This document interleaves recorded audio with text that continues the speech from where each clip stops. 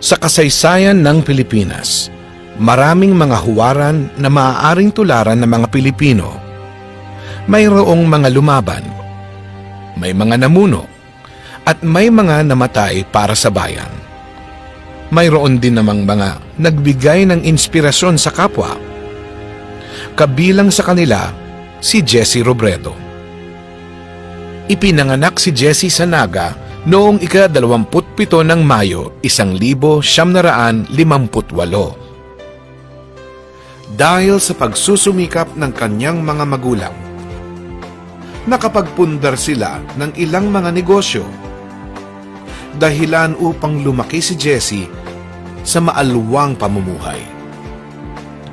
Sa kabila nito, nanatili siyang mapagpakumbaba at may patas na pagtingin sa kapwa. Pinaghusayan ni Jesse ang kanyang pag-aaral. Nang magtapos sa kolehiyo sa pamantasang De La Salle, Maynila noong 1980, dalawa ang nakamit niyang digring Bachelor ng Agham. Isa sa Inhenyeriyang Mekanikal at isa pa sa Inhenyeriyang Pangangasiwa Pang-Industriya. Noong 1985, nakamit niya ang kanyang masterado sa pangangasiwa ng negosyo mula sa Universidad ng Pilipinas, Diliman, Lungsod, Quezon. Mayroon din siyang masterado sa pangangasiwang pampubliko mula sa John F. Kennedy School of Government ng Harvard University sa Estados Unidos noong 1979. Nakatulong ang mga napag-aralan ni Jesse upang maging mahusay na administrador. Nagsimula siya bilang Materials Controller sa Carnation, Philippines. Matapos ang 3 buwan, lumipat siya sa San Miguel Corporation. Naging sunod-sunod ang kanyang promosyon doon. Matapos ang ilang buwan, ipinadala siya sa isang planta ng sorbetes sa San Fernando, La Union, kung saan inayos niya ang paraan ng pagbobodega at pagpoproseso ng mga papeles. Bagamat abala sa trabaho, lumahok din si Jesse sa mga protesta laban sa mga kalabisan ng diktadoryang Marcos. Dahil sa pag-asang idinulot ng People Power Revolution noong 1986, naganyak si Jesse na maglingkod sa pamahalaan. Itinalaga siya ni Pangulong Corazon Cojuangco Aquino bilang direktor ng Bicol River Basin Development Program. Pinangasiwaan ng tanggapan ang mga pagpapagawa ng infrastruktura sa ilang mga bayan sa Camarines Sur at Albay. Nang mahalal bilang alkalde ng Naga noong 1988, naging desidido si Jesse na baguhin ang pamahalaan sa lungsod ng Naga. Pinabilis niya ang mga proseso ng pamahalaang panglungsod upang agarang matugunan ang mga pangangailangan ng mga mamamayan. Ginawa niyang computerized ang sistema ng paniningil ng buwis. Tiniyak niyang kakayahan at hindi padrino ang magiging batayan sa pagpili sa mga ipapasok at ipopromote na empleyado sa pamahalaang panglungsod. Pinabuti rin ni Jesse ang pang-araw-araw na buhay ng mga taga-Naga. Nilabanan niya ang sugal at droga. Inilipat ang mga terminal ng bus at jeep malayo sa sentro upang maibsan ang trapiko. At hinikayat ang pamumuhunan sa negosyo sa Naga. Binigyan din niya ng matitirhan at dagdag pang tulong ang mga maralitang tagalunsod. Dahil sa mahusay na pakikisama ni Jesse, madali niyang nahikayat ang kanyang mga kababayan na tumalima sa mga pagbabagong kanyang ninais. Nakihalubilo siya sa mga karaniwang taga-Naga at hinayaan niya ang mga itong bumisita sa kanyang tanggapan. Kapag may sakuna, isa siya sa mga unang tumutulong. Pinahalagahan ni Jesse ang pagtutulungan at konsultasyon upang makabuo ng mga programang pakikinabangan ng lahat. Nagtatag siya ng mga kapisanan upang tuwirang makipag-ugnayan sa mga karaniwang mamamayan. Itinatag din niya ang People's Council na nagpapayo sa pamahalaang panglungsod. Binubuo ito ng mga kinatawan mula sa iba't ibang sektor ng lipunan at ng mga non-governmental organizations. Nakipagkita rin si Jessie sa mga alkalde ng mga katabing bayan at binuo ang Metro Naga Development Council. Layunin nitong makipagtulungan upang umunlad ang kani-kanilang mga bayan. Dahil sa mga nakamit niya bilang alkalde, itinalaga si Jessie bilang kalihim ng kagawaran ng interior at pamahalaang lokal ni Pangulong Benigno S. Aquino III noong 9 ng Hulyo, taong 2010. Bilang kalihim, nagpatupad si Jessie ng full disclosure policy kung saan kailangan ilahad ng mga unit ng lokal na pamahalaan kung paano nila ginagastos ang kanilang pondo. Sa pagkakaloob ng Performance Challenge Fund, nahikayat ang mga alkalde at gobernador na pagbutihin pa ang pamamalakad sa kanilang mga nasasakupan. Iginawad din niya ang Seal of Good Housekeeping sa mga maayos na unit ng lokal na pamahalaan. Pinabuti ni Jessie ang kapulisan upang higit pang sugpuin ang kriminalidad. Nakatanggap ng mas mataas na sweldo ang mga pulis. Dumaming pulis ang nakatanggap ng pistola at dumami rin ang ipinaparonda kaysa dati.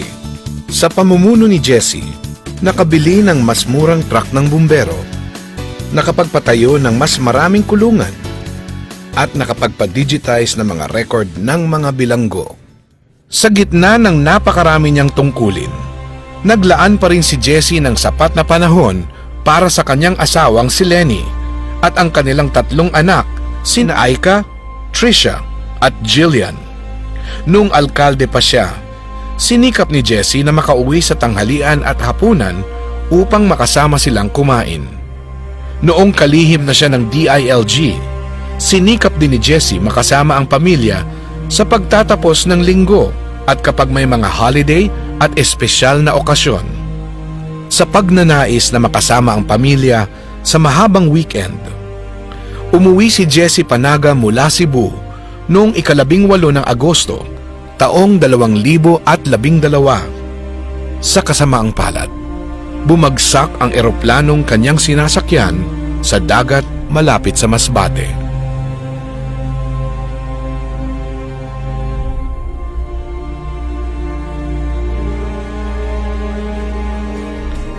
Malaki man o maliit, ginawa ni Jessie ang lahat ng kanyang makakaya upang mapabuti ang buhay ng kanyang kapwa.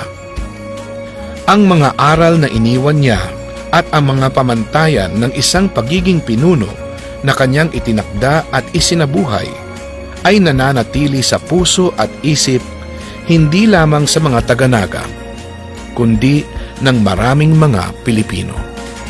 Marami po kaming umaasa na ang pagbabago sa bansang ito hindi lamang manggagaling sa mga taong may tungkulin at hinalal, kundi sa mga ordinaryong mamamayan.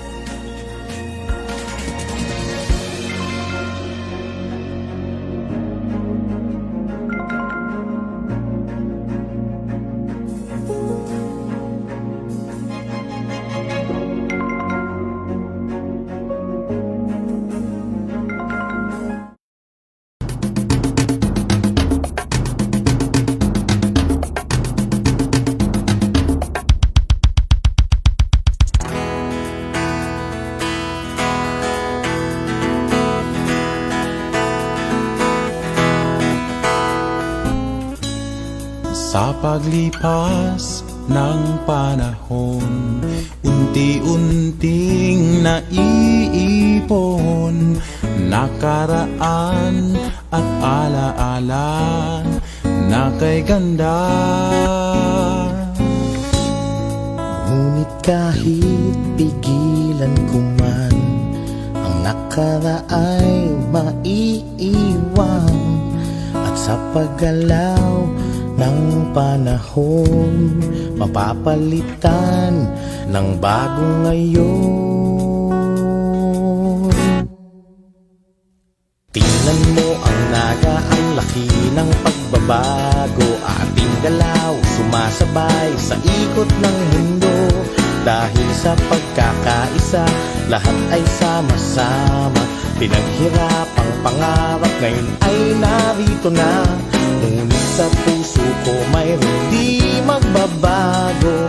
Proud ako maging nagenyo.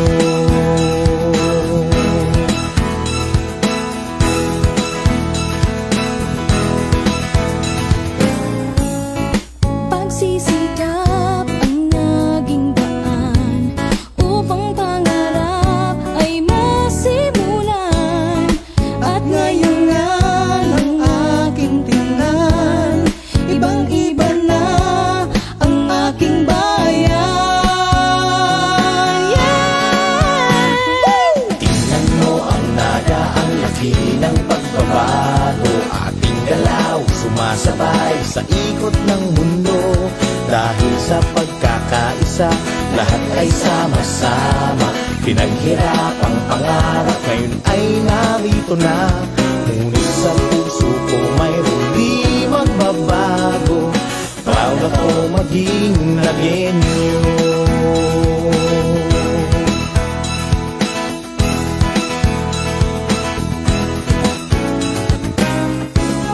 Maraming beses dilim nagdaan. Bayan ay sinubukan. Dahil sa paninindigan natin, wala tayong hindi kayang gawin.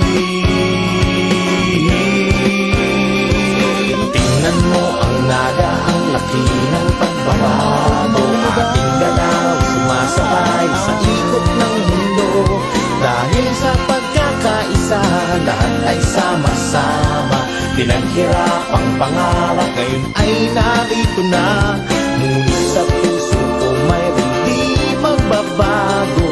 Pakikipagkapwa-tao, Dedikasyon sa bayan ko, proud akong maging gawin na lang nagenyo. sa aming pagpusan. Sa aming bahayaw ng pagtumulan. Proud ako. Proud ako.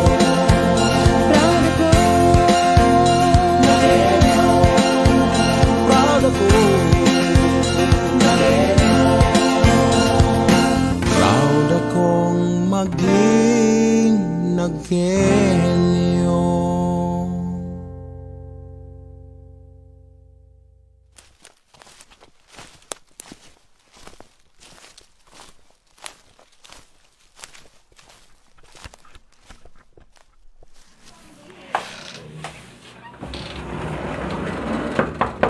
I'm home.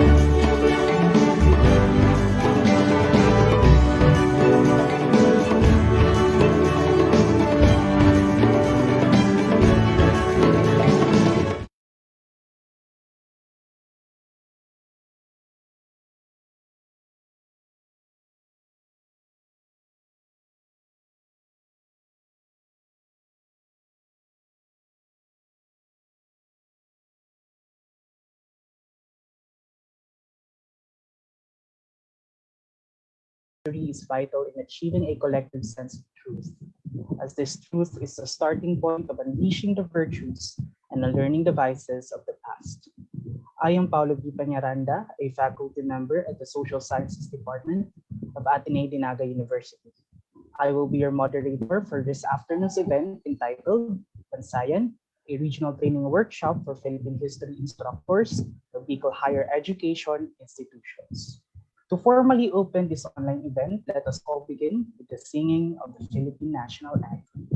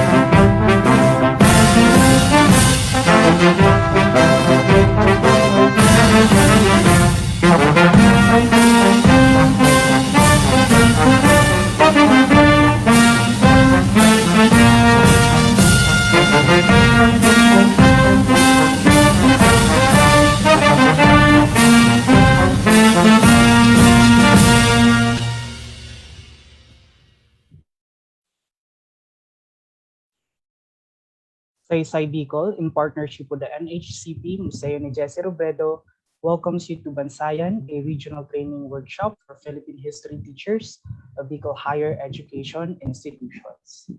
Bansayan comes from the word bansay, which means prominence and eminence. Thus, Bansayan is to work oneself to become excellent. Guided by this definition, Bansayan aims to equip participants with the necessary competencies, knowledge, and skills to incorporate historical research and local history in the readings in Philippine history syllabus within the context of the pandemic and the remote learning setup. It is imperative to all of us that we move forward and gear up to what awaits in the future, guided by our past that would equip us with the right information and mindset in navigating our present-day stories, hopefully with a more reflective contemporary Philippine society. Saysay Bicol has invited experts and speakers from the field of history to lead us in this meaningful and enlightening conversation or discussion. So, in today's event, we shall explore the fundamental components that solidify Philippine history as a field of study that will substantiate on the methodologies and references that are relevant in reconstructing historical, national, and local antecedents, crucial in debunking historical generalization that endangers collective national consciousness. It is our hope that at the end of this webinar, we learn and relearn the significance of historical research in teaching readings in Philippine history. Let me now share to you the flow of today's event. There will be 3 speakers followed by an open forum. If you have questions and insights to share, please do post them in the comment section of the Saysay Bicol FB page or NHCP Facebook page or through the Zoom chat below. State your name and your institutional affiliation, the name of the speaker to whom your question is addressed to, and your brief question or comment. Later during the open forum, we will address them through our respective speakers. Attendance or participation will also be monitored after accomplishing our webinar's online evaluation form. We will provide the link of the evaluation at the end of this webinar. At this point, may I now acknowledge and call on the Shrine Curator of NHCP Museo ni Jesse Robredo, Mr. Mark Anthony Glorioso, to give us the welcome remarks. And thank you, Pablo. Just maray na hapon po sa inyo lahat. Good afternoon to our participants. I will begin by taking this opportunity to commend the efforts of our partner in this public program, the members of Saysay Bicol. This webinar called Bansayan is Museo ni Jesse Robredo's third partnership program with Saysay Bicol.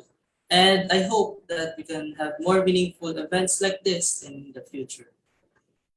I would also like to thank our resource persons for accepting our invitation to share their knowledge to us. And of course, I thank all of you, our teachers who registered for this two-day webinar workshop. I think we have participating teachers from all around Bicol, and not only from Bicol but all around the Philippines. Yung iba may mga nakasubaybay rin sa official Facebook pages ng Saysay Bicol, ng NHCP Museo ni Jesse Robredo, at ng National Historical Commission of the Philippines. So here in the Philippines, a month-long celebration to recognize the significant role of teachers in educating the Filipino youth is held through the National Teachers Month, which begins every 5th day of September and culminates on the 5th of October. This year's celebration is themed Gurong Pilipino, Katuwang sa Hamon, Kasama sa Pagbangon, in recognition of their invaluable dedication to their profession even during this time of pandemic. In participation with the National Teachers Month 2021, we bring you these 3 lectures about research methods in history, online repositories of historical sources, and local or Bicolano history. We hope that through this webinar, we can help our Philippine history teachers gain the necessary competencies, knowledge, and skills to incorporate historical research and local history in their readings in Philippine history syllabus within the context of the pandemic and remote learning setup. So without further ado, in behalf of the National Historical Commission of the Philippines, I warmly welcome you all to Bansayan Day 1. Just mabalos. Thank you, Mr. Mark Anthony Glorioso. It is significant that we know the underlying process and purpose that weave the realization of this training workshop. With this, may I call on Ms. Mary Valen N. Cortez, Director of Saysay Bicol's Education Committee, to give us the overview of Bansayan. Hello, good day everyone. Why do we call this event Bansayan? According to an article written by Mr. Victor Nerva, Bansay is defined as beauty or anything with pleasant quality, as cited in Lisboa's Vocabulario de la Lengua Bicol study in 1865. With the definition given, Victor Nerva opined that Bansayan is the process of refinement of oneself from ugliness to beauty. Definitions Bansay, Kabansayan, and Bansayan also have varied facets. For Del Prado's translation, Bansay is a description of a character, opposite of Raot, which means rotten, unpleasant, and or corrupt. Someone who is Raot possesses an unpleasant and disgraceful character. Sometimes we usually use the word Raot like maraot ang pagmati ko when we are not feeling well, or raot mong magtuturuay when we are tagging someone who does not direct us to the right path nor right answer. Therefore, a person who is not mabansay is described to be an evil or unscrupulous man. Another definition of Bansay in the Visayan region and currently has a meaning in the UP Dictionaryong Filipino is sanay or mastery. The above are only a few of the many available definitions of the rich word Bansay. From ugliness, there is this important growth towards beauty, good character, and eminence. Bansayan is directed as the process of acquiring skills and knowledge through pagsasanay to attain mastery of a specific field. The Saysay Bicol Education Committee, true to its commitment of providing capability building or capacity building for teachers and students brings you this year's Bansayan, a regional training workshop that will explore historical research, online repositories, and Bicol history. Through the professional knowledge of the invited resource speakers, this event is intended to deepen our understanding of history and to equip us with the necessary skills that can be used to teach our students the history of the Philippines. Moreover, Bansayan 2021 aims to provide a platform to revisit and revise the CHED-mandated course syllabi with the guidance of our also invited trainer facilitator. This will also be a way and opportunity for participants across Bicol to share stories unique to their locality. We hope that at the end of the Bansayan Regional Training Workshop, the history of the Philippines will be taught in a more localized and contextualized manner. Bansayan implores that we shall continue to persevere and work on ourselves to be better. Bansayan is never limiting. True to its rich definition, it tells us that it is limitless. It has no parameters, yet it provides us a clear insight to traverse a good path not only through excellence, but also through a good character that we can share with others. Thank you and mabalos po. Thank you, Ms. Valen. At this point, we are now going to start our series of lectures for this afternoon. May I present to you our first speaker. He is an assistant professor at the Department of History, College of Social Sciences and Philosophy, University of the Philippines, Diliman. He finished Bachelor of Arts in History 2010 and Master of Arts in History 2014 in UP Diliman. He obtained a doctorate in Histoire, Art, and Archaeology degree from the University of Namur in Belgium, 2019. The National Commission for Culture and the Arts, or NCCA, awarded him the Young Historians Prize 2015. His research interests include environmental history, history of science, history of hazards and disasters in the Philippines and Southeast Asia, and the local history of his hometown, Malabon. Without further ado, let us all welcome Dr. Kirby C. Alvarez. Magandang hapon sa lahat. Allow me to share my screen.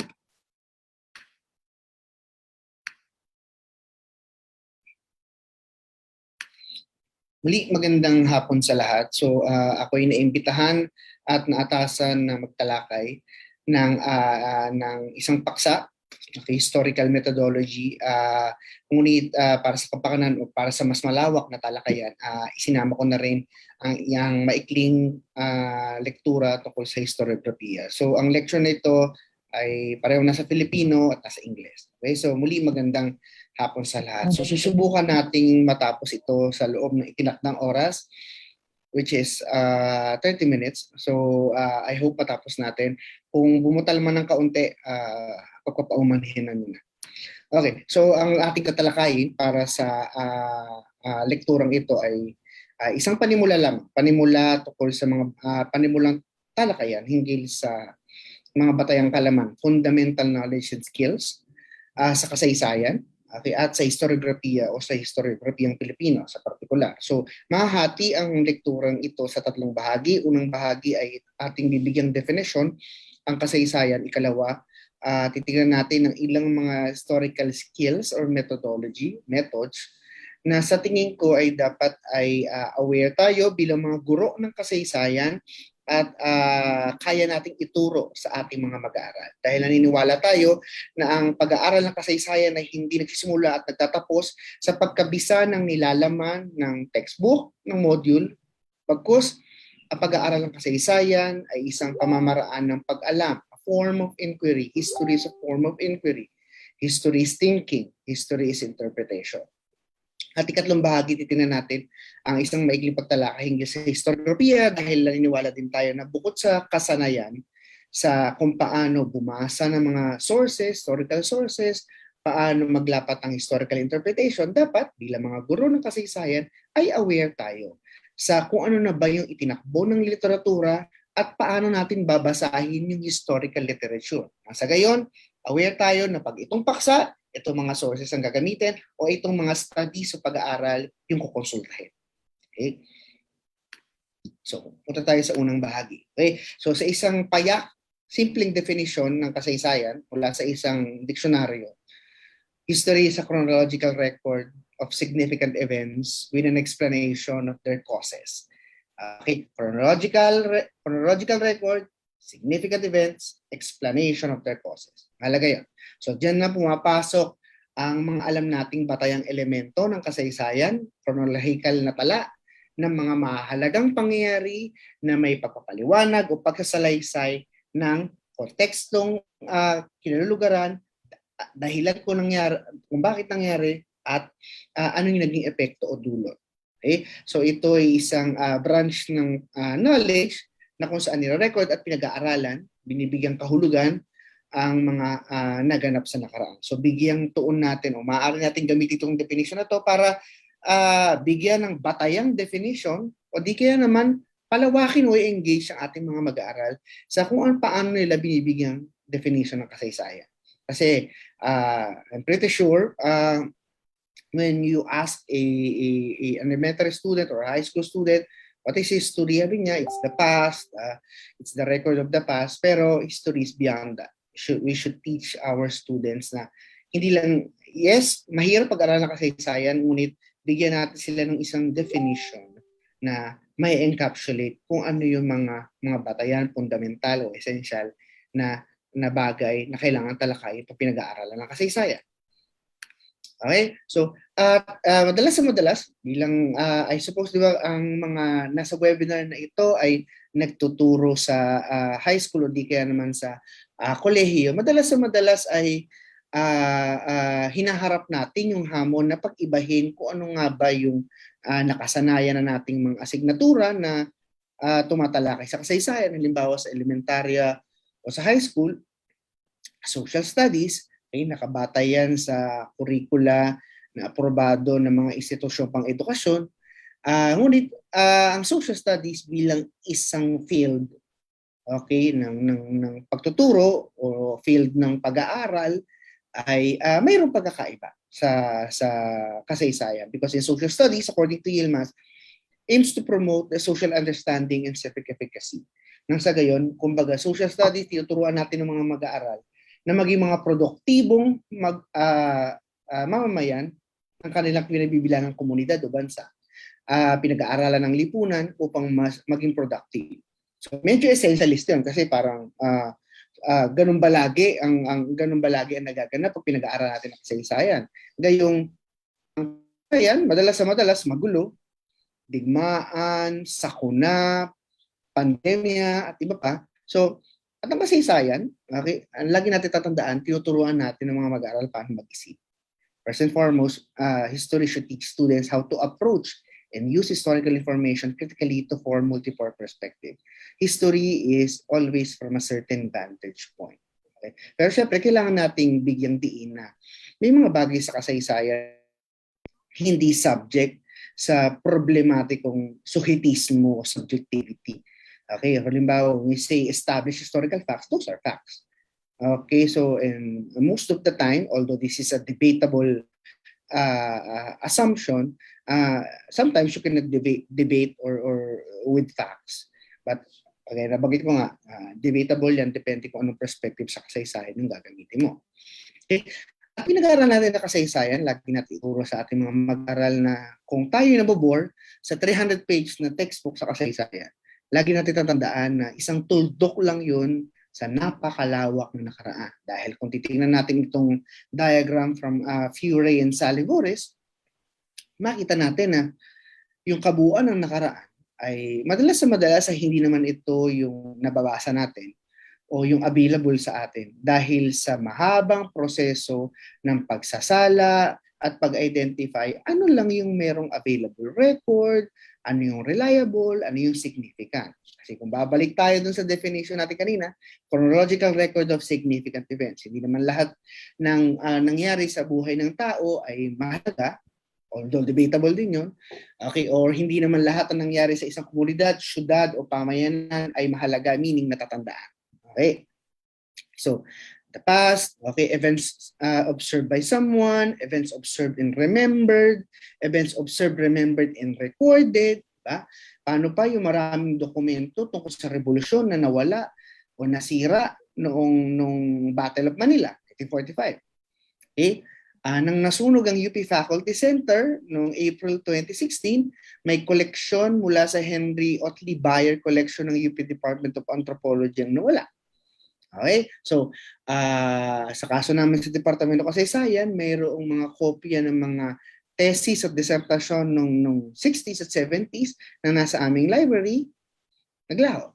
Okay? So, paano yun? Okay? So, wala record. So, okay. Events for which we have surviving records, napakaliit, available, usable, or believable records for a given historical account. Then, papaliitin mo pa yon, depende pa sa pagproseso ng isang historiador na nagsusulat tungkol sa kasaysayan, napakaliit ng account. So kung nabuburyo tayo, halimbawa kailangan natin magbasa ng 10 libro para sa isang historical topic, always remember, yun ay manipis lamang. Kaya ang disiplina ng kasaysayan, reading, analyzing, isa siyang tedious at laborious na disiplina. Okay, at tayo bilang mga guro ng kasaysayan, I suppose aware tayo sa mga challenges or sa mga necessities na ito. Okay? So,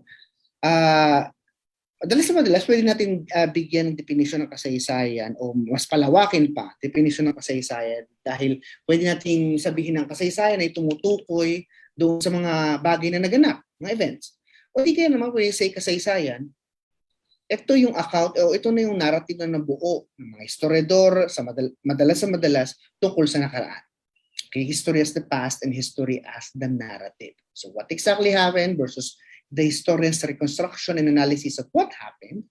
Okay, history as the past, a level at which people make sense of the past. You identify the time, the place, and the people involved. And history is the narrative, level at which how we study the past. So, natipong, paano natin pag-aaralan ng revolusyon? Paano natin aaralan ng kasaysayan ng isang lalawigan? Local history, mahirap yan. Kasi kung national history, usually, maraming sources, o di kaya naman may specific sources para sa mga national events. Paano pag local history? Diba? History ng Camarines Sur. Diba? Hanapin mo ba sa mga dokumento ng 19th century o 18th century ang terminong Camarines Sur? Hanapin mo halimbawa Ambus Camarines, diba? So at titingnan mo ang mga 19th century or 18th century maps, ibang-iba ang demarcations ng mga lalawigan. Ang Catanduanes ay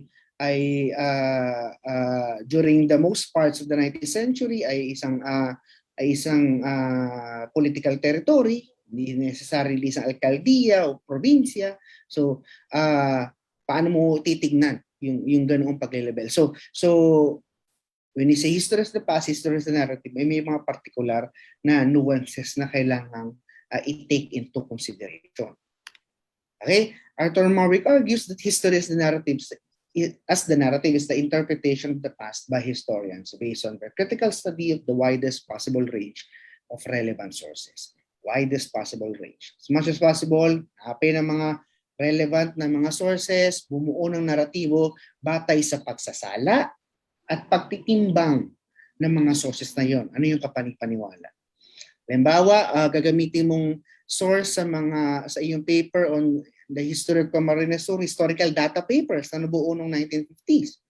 Okay? Kailangan lang itignan ang historical data papers, although ginawa ng mga guro sa iba't ibang pampublikong paaralan noong 1950s, ito ay mga naratibo ng kasaysayan na isinulat ng mga hindi professional na historiador. So merong mga butas at merong mga kailangang salain doon sa mga impormasyon na ibinigay. Diyan nagmula yung mga palasak na saan ang galing pangalan ng mga lugar, di ba? Yung nabutas, Taga-Itay, di ba yung mga ganyan. Molo Iloilo, may isa ron, may Chinese daw na nakakita ng morong sa Salakay, molo, mga ganong ridiculous stories. Kailangan salain yun. Kailangan i-check ang validity at veracity ng mga historical information na yan. So that's how history as the narrative works. Again, sa pagbibigay definition ni Zas, Dr. Zeo Salazar, kasaysayan ay salaysay ng may saysay. Okay? Salaysay ng may saysay para sa sinasalaysayan. So mayroon ka kinukwento ka. So mahalaga na yung kinukwento mong naratibo ay mayroong dulot o mayroong pag-uusap sa pagitan ng historiador, na eksperto sa kasaysayan at ang iyong kinakausap. Okay, ang bayan sa partikular. Okay. Lagi natin tandaan na ang kasaysayan ay isang siyensya dahil may sinusunod itong striktong metodo ng pananaliksik at pagsusulat. History is a science. Nothing more, nothing less. Sa Pilipinas, karaniwan, ang Department of History ay nasa Social Sciences cluster. Okay? Halimbawa, sa Europa, minsan nasa Humanities and Philosophy siya because ang focus sila ay yung history as a discipline nag-aaral ng human experience. Okay? Pero sa kaso ng Pilipinas, we're part of the social science. History is part of the social sciences, most likely. Okay? Collingwood argues that history is the reenactment of the past. So napakahalaga ng historical imagination. Kasi madalas ay hindi naman binibigay lahat ng sources yung mga kinakailangang informasyon. So, kailangan mo lapatan ng historical imagination. Ngunit kailangan nakabatay pa rin dito sa konteksto at rasyonal na reconstruction. In history, we reconstruct the past. We do not construct the past. Mito yun, pag nag-construct kayo. So, historical reconstruction, binubuo mo yung nakaraan. Hindi naman binibigay lahat, hindi naman available lahat ng information, o hindi available lahat ng information ngayon.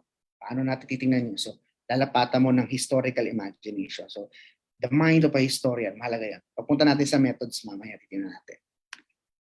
So, history, itong diagram na to from 21socialstudies.com ay sa tingin ko ay epektibong pagpapakita na kung paano nabubuo from the history as the past, history to the narrative. Okay, so mula sa historical events, kumakalat tayo ng mga ebidensya, ina-analyze ng historian. Okay, kaya merong mga degree sa universidad na BA History. Okay, kasi isa itong profesyon. Okay, so hindi ka naman mag-uukol ng 4 na taon sa undergraduate na level, 4 na taon, at least 4 na taon sa master's, or at least 4 na taon din sa doktorado para lang magpa-cute. Okay, sa itong profesyon, sa itong seryosong profesyon. Pero alam naman natin cute tayo mga history teachers. Okay, claim na natin yun. Okay, so ina-analyze, sinusuri, ina-organize sa mga historiador ang mga bagay na yan. Okay, sinusulat, pinabasa ng publiko, at may natututunan ba yung publiko? May natututunan o wala, okay, depende yan. So, the cycle continues. Okay? Kasi kung natututo ang publiko sa lahat ng sinusulat sa kasaysayan, hindi napakapayapa ng lipunan. Which is hindi nangyayari madalas. So, lagi may hamon sa mga historiador at sa mga guro ng kasaysayan na nabigyang diin, okay, ang mga bagay na ito, lalo na yung mga fundamental na kasanayan. Sa gayon, ay hindi tayo nagmumukhang mga robot na kabisote lang sa mga facts. Okay, aminin natin yun. Tayong mga guro ng kasaysayan, hindi naman natin alam lahat ng detalye. Okay, so hindi naman tayo encyclopedia eh. Okay, so although merong advantage sa may photographic memory, okay, lagi natin tatandaan sa kasaysayan na mas mahalaga yung mga patayang skills. Okay, kung natandaan man natin lahat ng mga datos sa memorya, hindi so be it. Okay. Magtatanong na po ba agad ngayon o later pa? Okay. Later pa muna. May nagtataas kasi ng kamay. Okay. So, para dito sa part na to, okay, so yung pwede natin gamitin yung mga kaalamang nailatag. I-entertain mo natin yung tanong. Pinabaan yung kamay. Okay. So, okay, para i-engage natin yung mga estudyante, okay, paborito kong gamitin ito bilang icebreaker, okay, sa lektura tungkol sa definition ng kasaysayan. So, na medyo makaka-relate sila, pambata naman ito. So, mula sa theme song sa ginamit sa Beauty and the Beast, sung by Celine Dion. Okay. So ang ganda ng first line, how does a moment last forever? How does a story never die? So ilagay nyo sa personal na level nila, tipo, no? Paano nga ba ang isang pangyayari, isang moment ay nananatili pagpakailanman? Diba? O kaya gamitin natin yung kanta ni Regine, okay, ang minsan ay magpakailanman. Bakit? Okay, so diyan papasok yung iba pang mga paksa na pwede talakayin, yung metodolohiya at yung historiografiya. So, paanong ang isang kwento ay hindi nagmamali, hindi naglalako? Paano? Okay, so pwede natin tignan nyo. Okay, so punta tayo sa ikalawang bahagi, ilang mga historical method. Ilan? Because it needs at least a semester to study historical methods. Sa BA History curriculum ng mga mag-aaral sa UP Departamento ng Kasaysayan, may mga methods course kami, may introductory at merong advanced. Meron pa sa graduate school na historical methods. So para sa lekturang ito ay ilang mga historical methods or skills sa tingin ko ay mahalaga nating matutunan ilang mga guro nang sa gayon may impart natin sa ating mga mag-aaral. Una, paggamit at kritisismo ng mga batismang kasaysayan. Pangalawa, yung ideya ng periodization at historical timeline o historical time. Ikatlo, ang mga batayang definition ng historical thinking, interpretation, at nuances. Napakahalaga niyan. Okay, lalo ngayon sa panahon na social media na mabilis kumalat ang impormasyon, ang isang problematikong interpretasyon ay tinuturing na yun yung katotohanan. Kung tambay kayo sa Twitter, di ba? Sa Twitter, madalas na mangyari, tinatawag na context collapse, na tipong, di ba may limit sa bawat tweet? So, kailangan may ilang parts doon. Minsan nagiging viral yung dulo na. So, nawawala na yung konteksto ng kabuuan ng essay na ginawa mo sa Twitter because of that. So kailangan natin tingnan yung mga bagay na yun. Na turuan natin yung mga mag-aaral na, yes, nakakabasa tayo ng isang maliit na impormasyon sa social media, ngunit kailangan alamin yung kabuuang konteksto. Okay, so una, paggamit at kritisismo ng mga batismang kasaysayan. History is a source-based discipline. Napakahalaga na may pagkilala tayo na ang pinagbabatayan natin sa kasaysayan ay dapat meron tong empirical na pinagbabatayan. You may call this a little bit old school because napakahaba na itinakbo ng disiplina ng kasaysayan para magpakulong tayo sa mga dokumento. Pero lagi natin pinupunto, pag sinabi natin sources, hindi naman simple dokumento ito. May maaaring iba pang mga tangible materials na pwedeng pagkuhanan ng kaalaman o historical information o historical knowledge. So, pero para sa akin, napakahalaga ng empirisismo dahil may pinagbabatayan. Okay, may pinagbabatayan, hindi lang kinuha somewhere. So, kung kwentong bayan, kung oral story, kung kwento ng lola, meron pa rin tayong metodolohiya kung paano bine-verify yun. Kaya nga may oral history methodology. Okay? So, ang mga batis ay either primarya o sekundarya, direkta o indirekta, original o di-original. Lalo na ngayon, dahil sa pandemic, maraming mga digital archives na talagang open ng kanilang collection sa publiko. So, mamaya tatalakayin ni Dr. Costello ang ilang mga available digital archives. Mga nakasulat, oral at visual sources. Yan, paintings. Diba? May mga magagandang historical studies na ang kanilang pinagbatayan ay mga paintings. Mga paintings at binigyang interpretasyon nila yun batay sa kasaysayan. Mga sources ay maging dokumento, pahayagan, larawan at mapa, likhang sining or artwork, artifacts, oral narratives, or even digital sources. Imagine niyo na lang parang 60 years from now, paano aaralin ng isang historiador ang pandemic na ito batay sa Facebook or Twitter? O, di ba, lunod ka sa sources, di ba? Lagi ko sinasabi sa mga kilala, hindi ako masyado tumatambay masyado sa Twitter dahil ang bilis ng mga tweet ng mga tao. Kung pina-follow mo lahat ng news sites, parang bawat refresh mo, parang ang daming news, nakakahilo. So, kaya kung isipin natin paano ang dokumentasyon ng kasaysayan 50-60 years from now sa panahon ng social media. Okay? So nakakatawang meme dito parang can our dreams be sources? Sa isang perspektiba, halimbawa postmodernist, maaari. Kasi yung sinasabi sa postmodernist, halimbawa literary criticism, na even ang panaginip ng tao ay may sinasabi tungkol sa kanyang karakter. Given naman yun. Even in psychology ay merong explanation. Pero sa kasaysayan kailangan natin pasahin. Okay, yung mga bagay-bagay. Okay, mga sources. Halimbawa, isa itong kopya ng transcript ni Mabini sa UST. Makikita nyo dyan yung mga grado niya. Sobra saliente lahat. Isa lang yung bueno. Isang subject. Siyempre, paano i-verify ito na, okay, gaano katalino si Mabini compared sa kanyang mga klase? Isa itong sumunod na larawan ay listahan ng mga grado sa isang subject. At kung mapapansin nyo, yung grade ni Mabini dito ay sobra saliente. Yung mga kaklase niya, ayan. Kaklase niya kung saan galing, ayun yung mga grade. Bueno. Suspenso. Kumbaga sa atin ngayon ay 4, kailangan mong mag-removal. So, to aprobado, pumasa.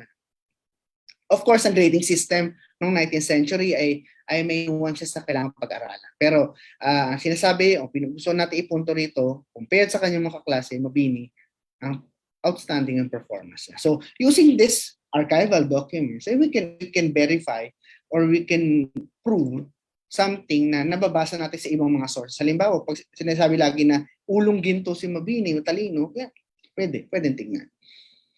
Although subjective ka rin niya kasi ang talino naman tao hindi nasusukat sa grado. So, may mga ganong interpretasyon.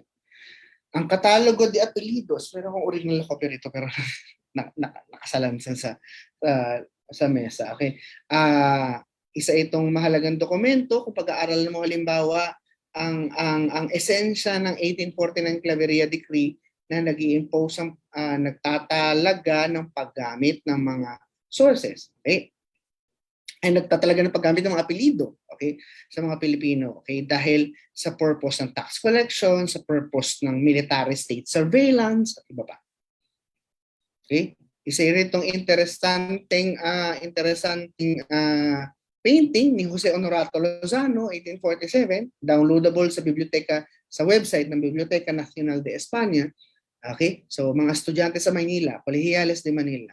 Okay, so para mapabilis tayo, the one in green, sinasabi ito batay dun sa caption dun sa libro ni Lozano na Vistas de las Islas Filipinas.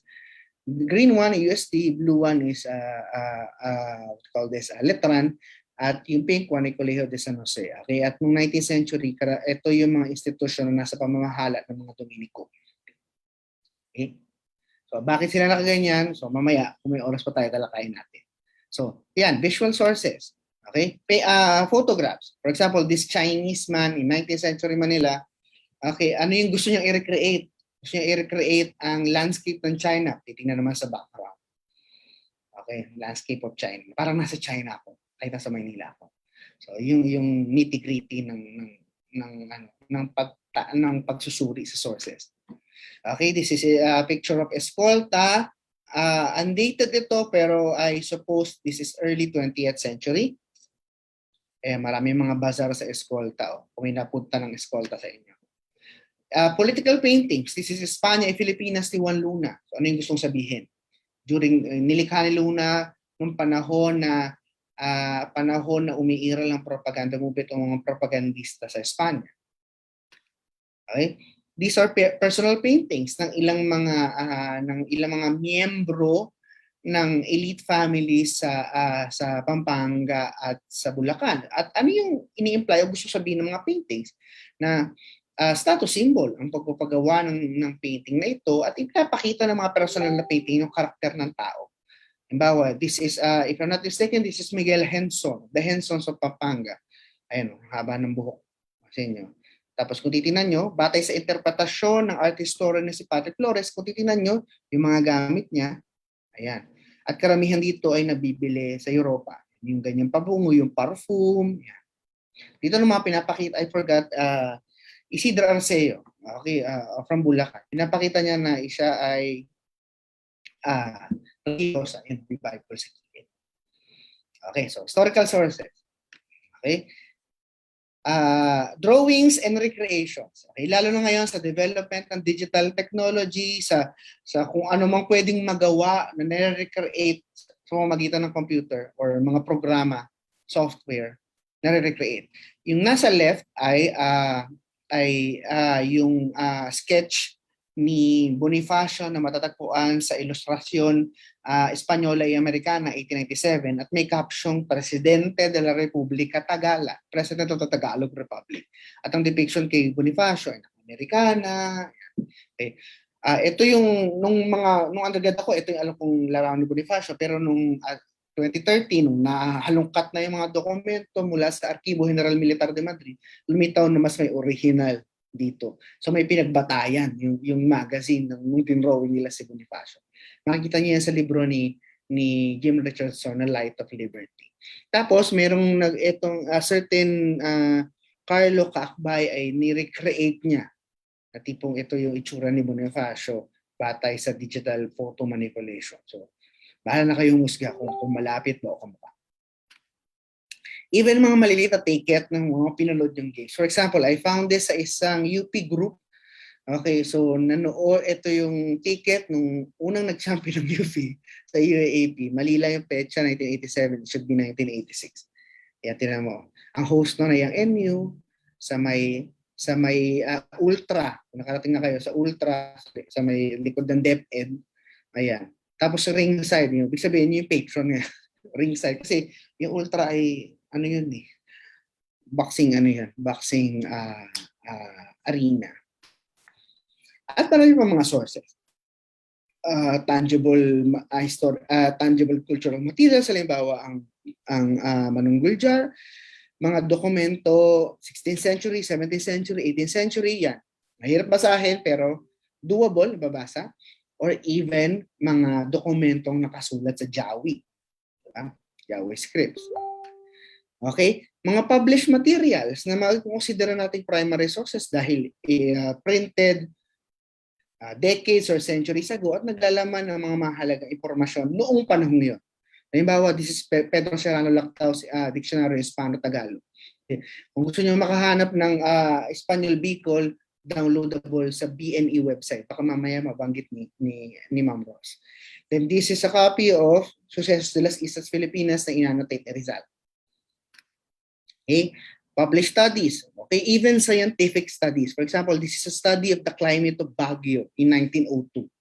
Bakit gumawa ng ganyang pag-aaral ang Philippine Weather Bureau? Because they were tasked by the American civil government. Because the American civil government were very frustrated sa init sa Maynila, and they were looking for some sort of health resort na pwedeng pag-aralan. So as early as 1902, ay meron ng seryosong pag-aaral hinggil sa pagpapaunlad ng Baguio bilang isang health resort para sa mga Amerikano. Okay, so then yan, even mga reviews on agriculture, Philippine Agricultural Review. Okay, so ito ay downloadable din online. I think the First Voyage Around the World, yung English translation ng Pigafetta account, published by the Hakluyt Society in London. Downloadable yun online. That's one of the many translations. Okay? So kung gusto niyo pag-aralan yung komplikadong first mass, di ba? Okay, so download niyo sa website ng NECP yung Mujares panel report. So basahin niyo, mga 40 pages lang. Pero masakit sa ulo, so kailangan niyo 2 days. Okay? So ayan. This is a copy of the El Comercio pero type encoded na. So yun nilalaman ng El Comercio. For example, this is an issue of the El Comercio in August 24, 1896. So what happened that day, di ba? Okay, so ayan, yun nilalaman. Okay. August 24, 1896. Yung week na yan yung 19 hanggang 30. Okay, or yung 23 hanggang 30, di ba? Napakahalaga niyan sa kasaysayan ng revolusyon. Even mga mapa, interesting ng mga mapa na mata-download yung online. This is a map from AGI, Archivo General de Indias. Okay, Mapa de Isla de Mindanao donde se fundó el Presidio de Zamboanga, 1683. So makita nyo parang, paano po naging Mindanao yan? So, iganon nyo. Sabihin nyo. Okay, so makita nyo, that's how the Spaniards visualized Mindanao at that time. At interesting yung mga, ayan, ito, Laguna de Mindanao, Laguna de Malanao, Maranao Lake, Lanao, ito yung area ng Zamboanga, Kung makita nyo, parang ang laki-laki nitong yung Nakausling Peninsula kumpara dito. So, that's how they visualize, batay sa kung ano yung na-explore nila. Ayun, may mga label sa gilid-gilid. Ito yung may presidio rito. Kaya, ito vulkan to. Ito yung vulkan to. Diba? Interesting. Okay? Sources din ng mga secondary sources, mga textbooks. Okay? Mga textbooks na for example, Agoncillos and Constantinos textbooks. Although these are relatively old textbooks na, okay, relatively is an understatement kasi medyo matagal naman na siya. Pero na-update pa na. Kung gusto niyo ng batayan, pwede yan. Pero marami naman ng textbook. And ako personally, when I want particular information, training na rin to sa historiography, hinahanap ko kung ano yung mga particular na libro or journal article na pumapaksa doon sa topic na gusto ko. Nang sa gayon, napapamiliarize ko na rin yung sarili ko sa literature.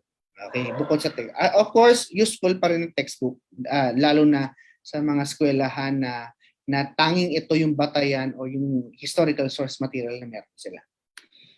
Okay? So, kung mapipilit yung school nyo, lalo na ngayon, may MIBF this month, bumili kayo ng kasaysayan series. Ayan, yung 10 volume kasaysayan series. I think meron pang binebenta, sobrang bagsak presyo. So, kung mapipilit yung school nyo, nakakatulong ito kasi ang daming larawan, ang ganda ng discussion. For basic, for fundamental teaching of Philippine history. So, pagsuri sa batis, I think some of you are familiar na with this, pero bigyang emphasis lang natin na yung kahalagahan ng internal and external criticism. Dahil, again, history as a source-based discipline, bago tayo makabuo ng mahalagang mga naratibo o pagsusuri sa kasaysayan, kailangan i-establish natin yung integrity ng sources, yung authenticity at reliability ng sources. Okay? Okay, 10 minutes na lang daw. So, bibilisan natin. Okay, so yeah, may panlabas sa kritisismo, sinusuri natin authenticity, forma, ayos, physical ano ng dokumento. Say internal criticism, we're reading the purpose of the author of the document. Sinusuri natin interpretasyon ng nilalaman. So yung nitty-gritty ng source criticism nasa most likely nasa internal criticism kasi babasahin mo yung dokumento. Paano kung isang old document siya? Kahit sabihin mo nasa Tagalog, pero 19th century, 18th century Tagalog. Sa ulo. Diba? Okay? So, I'm collecting documents on the Mayon volcano eruption at may mga dokumentong nasa Bicol. Okay? Yung report on the ground ng mga nasalantang bahay, mga naapektuhang komunidad nung sumabog ang Mayon noong 1814. So, okay, at hindi ako marunong bumasa ng Bicol. So, kaya sabi ni Jai, pwede siya magbasa. So, makatulong. Okay. So, ikalawang skill, kahalagahan ng time. Okay, so sa kasaysayan, kailangan may magpapahalaga tayo dun sa oras. Yung sa value ng time bilang isang element.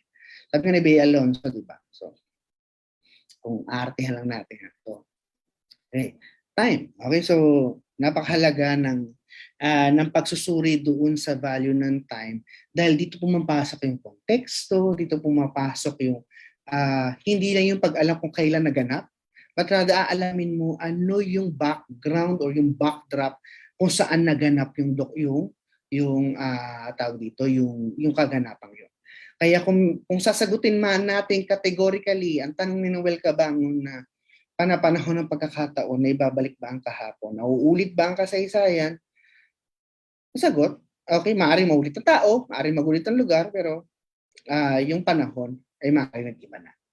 Okay? And when you talk about time element in history, pumapasok lagi yung skill kung paano natin mini-make sense ang element na ito ng pag-aaral ng kasaysayan. For example, if we're going to look at the traditional or conventional periodization of Philippine history, makikita natin na political history, in overlapping, it revolves around cycles of colonialism and nationalist struggle.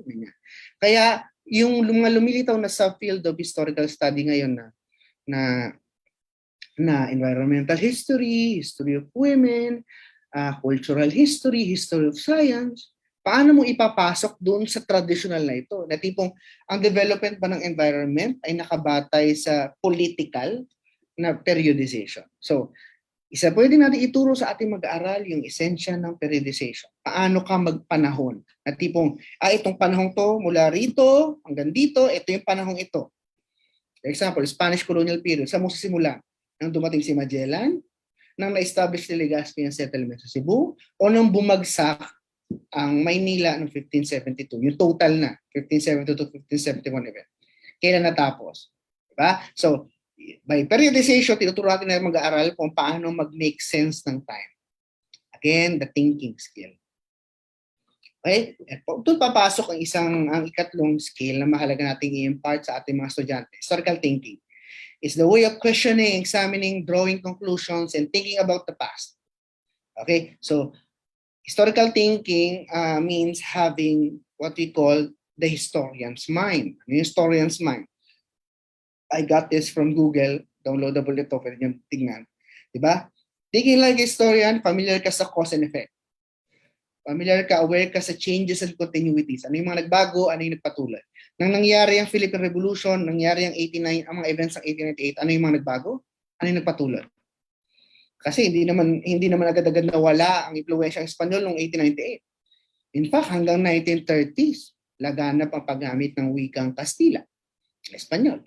Turning points. Diba? Paano natin i-considera ang turning points bilang isang mahalagang aspekto ng kasaysayan? Ibaba nyo sa personal level ng mga estudyante. Ano yung pinaka-natatandaan nilang pangyayari sa buhay nila? Pag sinabi ng estudyanteng naalala nila yung panganak nila, ano ka, mutant? So yun, yung first heartbreak yan. Ano yan? Way yan ng pag-i-engage sa historical thinking kasi naaalala nila ano yung tumata, ano yung mahalaga, ano yung para sa kanila yung may dulo. Okay? So thinking like historian, looking at the past through their eyes, through the eyes of those who witnessed the past. Okay? And using the past to understand the present. Okay? So creating what we call a usable past. Okay, so that's some of the things we should take into consideration in historical thinking. Okay? Sinasabi dito sa artikulong ito, historical thinking is like an unnatural act. Bakit? Unnatural siya because you should question. Okay, you should go beyond what is the usual, di ba? Sabi nga dito sa article, kung makakita ka ng unicorn at rhinoceros, malamang sa malamang mag-say ka doon sa unicorn, incline ka doon. But it is the rhinoceros that can teach us far more than we could ever imagine. Kasi nag-exist talaga ang mga rhinoceros sa nakaraan, fundamentally. Okay, kaya siya ng natural. So, you question what is usually the nasa surface level. Okay? Historical interpretation, on the other hand, ay explaining and connecting historical information through a coherent narrative and analytical presentation. Okay, so dito papasok yung reconstruction. Paano nire-reconstruct ng isang historiador ang nakaraan? Pumapasok kung paano niya ini-interpret yung kaganapan. Okay, kasi maaaring isang paksa, dalawang magkaibang approach. Isa cultural, isa political. Okay. But the greater task is to provide the readers, the public, a rational, logical interpretation or reconstruction of the past. Okay? Ilang mga halimbawa, paano mo titignan ng retraction ni Rizal? Na tipong, nag-retract ba talaga si Rizal? Yes or no? So, interpret mo yun. Yan yung mga detalye. Medyo kapos tayo sa oras, pero kung meron pa mamaya sa open forum, pwede natin palawakin to. Even the Marcos Medal controversy, paano mo interpret yan? Totoo ba or political issue? Diba? So ano yung mga batayan? Ano yung mga empirical na datos hindi dun sa kontrobersya? Okay? At sinasabi ng mga historiador, lalo ng NHCP sa kanilang pag-aaral, yes, Marcos was a soldier, but not a war hero. Take note of that. Okay? At isa rin mahalagang ituro natin sa ating mga mag-aaral, yung idea ng nuances. Sa tipong, yes, sa kasaysayan, tinuturuan tayo mag-generalize. Kasi halimbawa, paano mo i-interpret ang 19th century? Ay, maraming transformation, maraming changes, yan. Generalizations yan. Pero, sometimes we have to teach our students na i-tone down at maging mas critical, mas i-dissect pa mga bagay-bagay. Kasi halimbawa, lalo na sa Pilipinas, napakahalaga ng nationalism, ini-interpret natin ang kasaysayan usually from a nationalistic point of view. yung generalization na sometimes ay nagdudulot lalo ng pag-blur ng kompleksidad ng historical event na yun. Halimbawa, all Filipinos were conquered and subjugated by the Spaniards. The answer is no. All Filipinos joined the Philippine Revolution. Of course, no. Okay. All Filipinos resisted American colonial rule. Of course, no. There are a lot of Filipinos who collaborated with the Americans. Almost all Filipinos resisted Japanese occupation. Hide daw, sabi ng mga Makapili, ng Ganap, at iba pa. Okay, taga Bicol 2 kayo, malamang kilala nyo si Pio Duran. Diba? Okay. Then, may oras pa ba tayo? Sorry. Ilang minuto na lang. Tutuloy ko ba or ano? Sige, kahit ilang slides lang para lang mabigyan hustisya lang yung Sure Okay. po. Sure po. Ha? Sure po. Sige lang, sir. Sige lang. Okay, so when we say historiography, punta na lang tayo dito sa ilang mga slides. Historiography is knowing the historical literature. Kagaya nabanggit natin kanina, yung familiarization nyo sa kung ano yung mga nasulat na at ano yung mga sources sa kasaysayan. Okay, historiography is the study of or basically studying the historical literature. Okay, so the science of studying the studies about the past. Paano sinusulat? Studying how history was or is written. Okay? So kung kanina yung diagram natin na ito, nire-reconstruct ang kasaysayan. Historiography, tingnan natin yung proseso. Along the way, ano yung mga nangyari? Ano yung problema? The study of historical writings. How and why historical accounts and perspectives change over time. Na tipong iba ang pagkakakilala kay Bonifacio before the war, sa Bonifacio after, at sa Bonifacio ngayon. Okay, so dahil sa paglitaw ng mga bagong sources, iba pa. So nagbabago yung pagtingin. Okay, sa kasaysayan. Okay, so kung babasahin nyo halimbawa isang account ni Lamberto Avellana, okay, National Artist for Film, isa siya sa mga unang gumawa ng pelikula tungkol kay Macario Sakay. At ang kanyang depiction kay Macario Sakay ay isang bandido. Okay, pero as time passed by, sa paglitaw ng mga bagong pag-aaral at sa bagong perspektiba sa kasaysayan, makikita na yung pagkabandido ni Macario Sakay ay isang form ng resistance, therefore, isa siyang revolutionary. Okay, so doon nagbabago. That's how you do the historiography. Okay? At lagi sinabi nga ni Benedetto Croce, Italian philosopher and historian, all history is contemporary.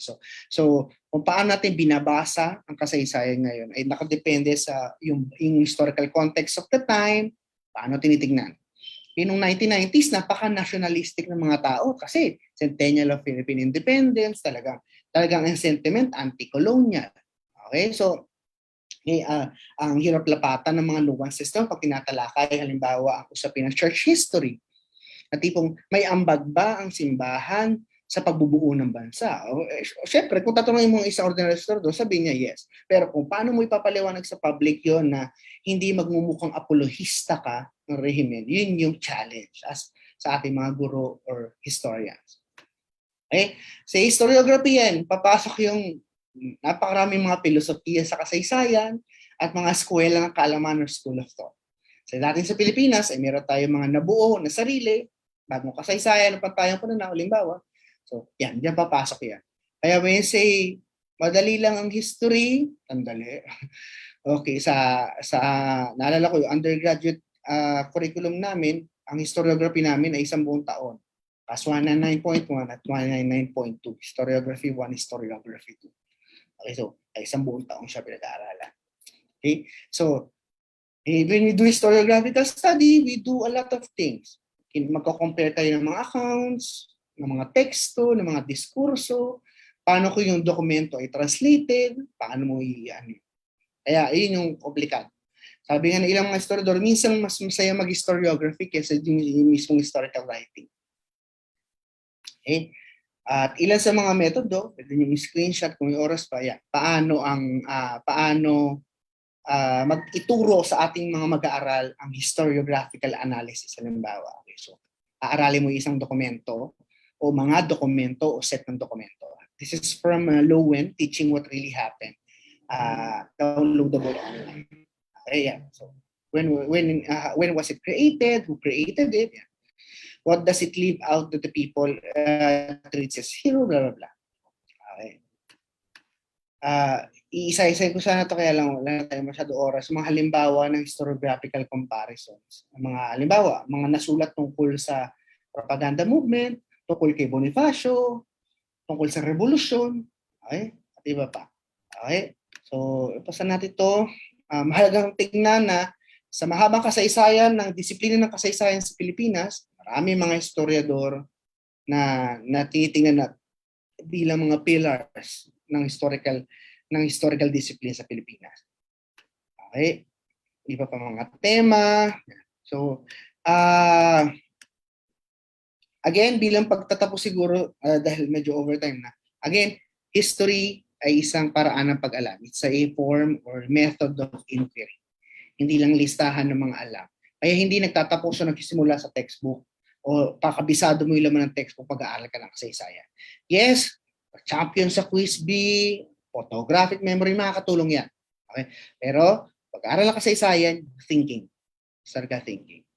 Kailangan natin ituro. Okay, can we rewrite the past and how? Yes, we can. Rewriting history is a scholarly exercise, pero iba yung distortion o yung tinatawag natin yung revisionism. Ang revisionism, for most of us, ay isang general term, meaning you update the past. Pero yung mali, yung problematic, yung tinatawag na distortion or sanitizing the past. Yun yung problematic. Okay? So, again, bilang mga guro ng kasaysayan, okay, lagi natin tatandaan na pagtuturo, pag-aaral, ay hindi natin inaaral lang kasaysayan para lang sa mga sarili natin. It's always for everyone. Pinagkukwentuhan natin, pinagpapasahan natin ng kalaman. Sa konteksto natin, mga guro ng kasaysayan, sa mga tinuturuan natin mag-aaral. Lamang po at maraming salamat.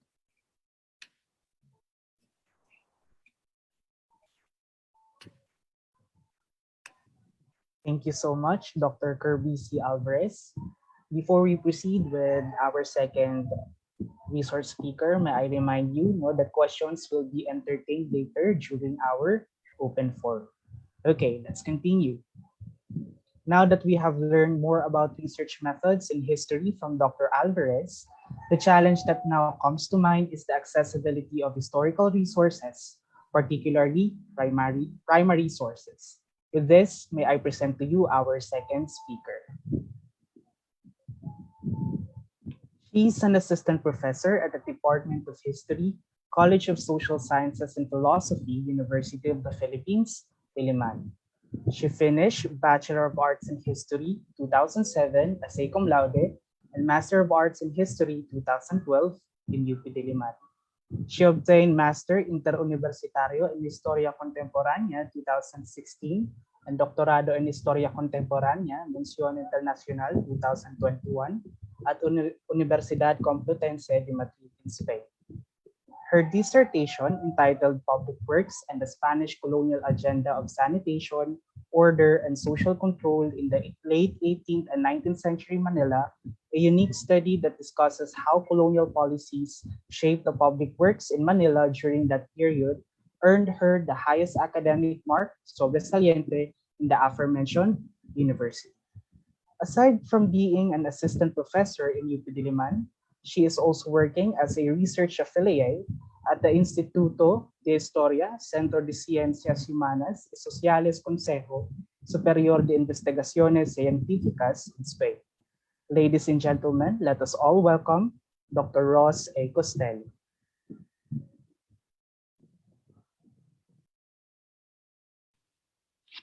Hello, magandang hapon sa ating lahat. Naririnig po ba ako?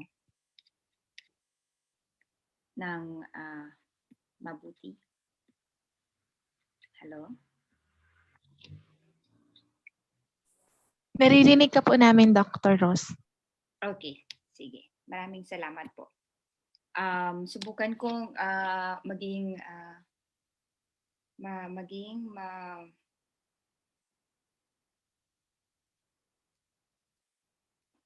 yan, nakaset yung aking oras para magabayan po ako. Pakisabihan lamang po ako kapag kailangan ko nang i-wrap up yung aking talk. Sige.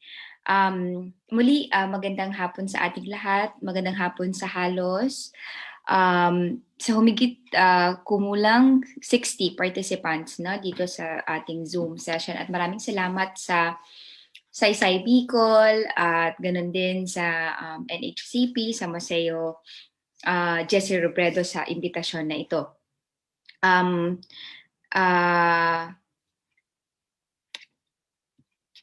Mag-share na po ako ng aking slide. Ayan. Nakikita naman po. Nakikita po ba? Yes po, ma'am. Okay, Yes, Dr. sige. Nas. Magandang hapon sa mga, lalong-lalo na sa mga kaguro ng kasaysayan at ng araling panlipunan ng social sciences. Sana ay meron kayong makuha dito sa presentasyon na ito. Ano nga ang ibinigay sa akin na paksa supposedly ay yung research methods in history, pero napag-uusapan ko si Dr. Kirby Alvarez kung maaaring magpalit kami ng paksa, no? So yung paksa na aking tatalakayin ngayong hapon ay may kinalaman sa mga online sites or online sources or online repositories sa pagtuturo at pag-aaral ng kasaysayan at araling panlipunan. Hahatiin natin sa tatlong bahagi ang presentasyon na ito. Titignan muna natin, I'm sure noong pumutok ang pandemya na ito at nag-shift tayo sa bagong modality ng pagtuturo at pag-aaral, marami na kayong mga nalahukan no, ng mga webinars kung papaano o kung ano yung konteksto, bagong konteksto na ating kinapapalooban ngayon dahil sa pangangailangan no, ng magbago or mag-adjust no, ng ating teaching methods no, and approaches. So bibigyan natin ng maiksing, for sure nga, baka nga mas alam ninyo ito kaysa sa akin, pero para lang nasa same page tayong lahat, no? Titingnan natin ano yung bagong konteksto ng pagtuturo at pagkatuto. Pangalawang bahagi ng ating talakayan ay ano nga ba yung papel nating mga guro, no, sa panahon ng digital or ng online learning. At pangatlo, ano yung mga online sites or mga online repositories na pwede nating ma-maximize, na pwede nating magamit bilang mga sanggunian sa ating pagtuturo sa ating mga estudyante, at mga sites din na pwede nating ibigay sa kanila, i-share sa ating mga, hindi lamang sa ating mga mag-aaral, kung hindi sa mga colleagues natin, sa mga kaguro natin, para mas ma-optimize natin ang ating pagtuturo ng kasaysayan at ng araling panlipunan. Ilan sa babanggitin ko ngayon ay actually napasadahan kanina ni Dr. Alvarez, yung mga online sites, at sana ay magkaroon tayo ng oras para ma-explore no, yung mga sites na ito. Sige, simulan muna natin doon sa unang bahagi. Ano nga ba yung bagong konteksto ng pagtuturo at pagkatuto? No, marami nang na-publish tungkol dito, marami nang napag-usapan tungkol dito. For sure sa DepEd pa lamang ay ang dami na ninyong mga talakayan hinggil dito, no? Pero I think itong website na ito ng World Economic Forum, yung isang talagang very clear, no, na discussion kung ano yung challenges na hinaharap natin ngayon as educators, and of course yung ating mga estudyante as learners, no? So how the COVID-19 pandemic has changed education forever. Tapos kung interesado kayong basahin, this is a very interesting read. Punta lang kayo sa website ng World Economic Forum, weforum.org, no? Dahil sa bagong kontekstong ito, no, ng pagkatuto at ng pagtuturo, humaharap tayo sa maraming mga challenges all over the world, no? Kaya lamang sa Pilipinas, ramdam na ramdam natin yung challenges na may kinalaman sa kahandaan natin, no? Kahandaang teknikal, lalong-lalo na.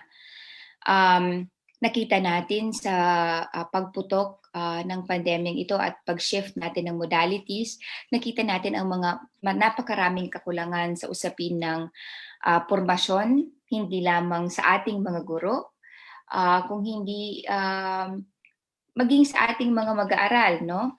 Kulang tayo sa kasanayan, kulang sa training, hindi natin nangangapa tayo, hindi lamang sa basic ed. Kahit kami na nasa tertiary level na, no, talagang kitang-kita yung pangangapa dahil sa hindi naman tayo na-train sa ganitong klase ng pagtuturo.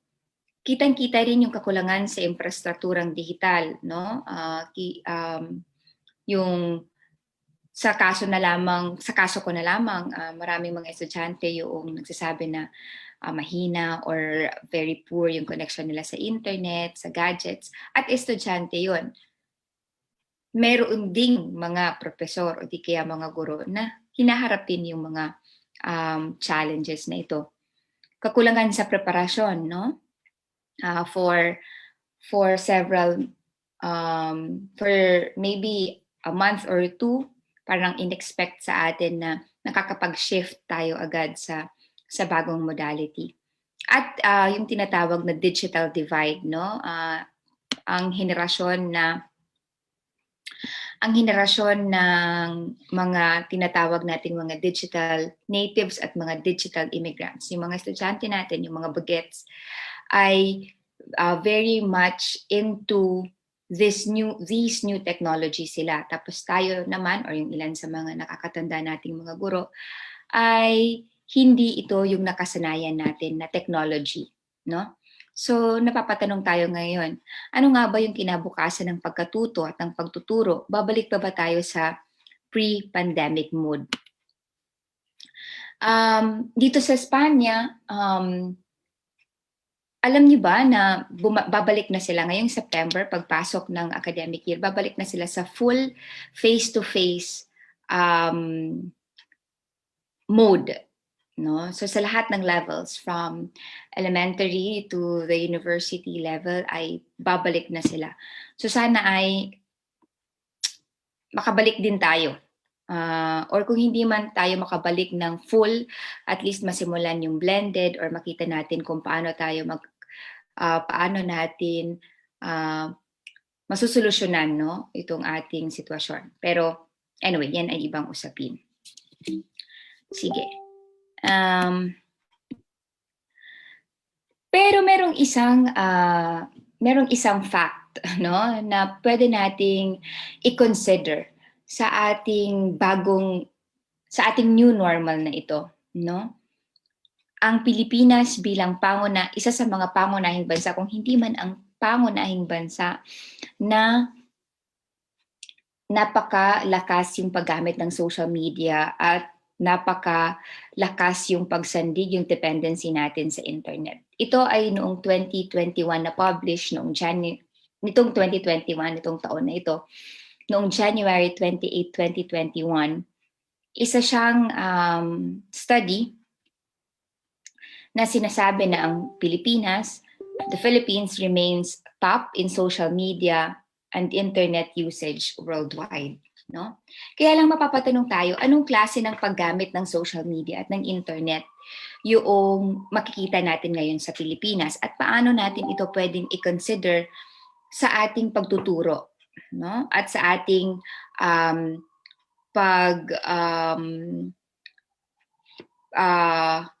pag-communicate, no, sa ating mga estudyante. This is a very interesting tong data na ito. Madalas ko itong gamitin kasi feeling ko very reflective ito sa ating internet and social media habits, no, bilang isang bansa. Same study ito ng tinatawag ng Digital Global Study. Na-publish ito sa wearesocial.com. So, yung data na ito, 2019, ay pre-pandemic data, pero na-publish siya ng 2019. Tapos itong 2021, during the pandemic. So, tignan lang ninyo. So, ito ang populasyon na meron tayo. Tapos, very interesting kasi 71% ng 2019 ay internet user, 67% ng according sa study ng 2021. Pero ito yung isa sa mga pwede nating makita. Tingnan po ninyo.